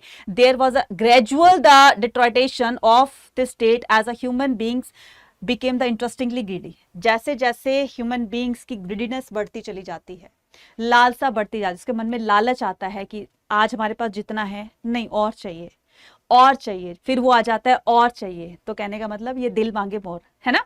तो जितना हमारे पास है उतना हमें और पाने की इच्छा होती है। तो यही इच्छा, यही लालसा, यही लालच इंसान को लालची बना देती है ना। यही बात कही गई है। Subsequently they developed a notion of the kinship based on human choice with the taxes as a form of payment or services rendered by the king। जो भी किंग के राज्य में जितने भी लोग रहा करते थे, तो राजा क्या करता था, उनसे रेवेन्यू टैक्स कलेक्ट किया करता था। अब जिनके पास बहुत सारी जमीन है तो वो राजा को तो बहुत सारा रेवेन्यू टैक्स दिया करता था, जिसके पास थोड़ी जमीन है राजा उनसे भी टैक्स लिया करता था। तो कहने का मतलब पुअर बिकम पुअरर, ठीक है, रिच बिकम रिचर। तो वो वाला सिस्टम चल रहा था, ठीक है। तो इस तरह का सिस्टम नहीं होना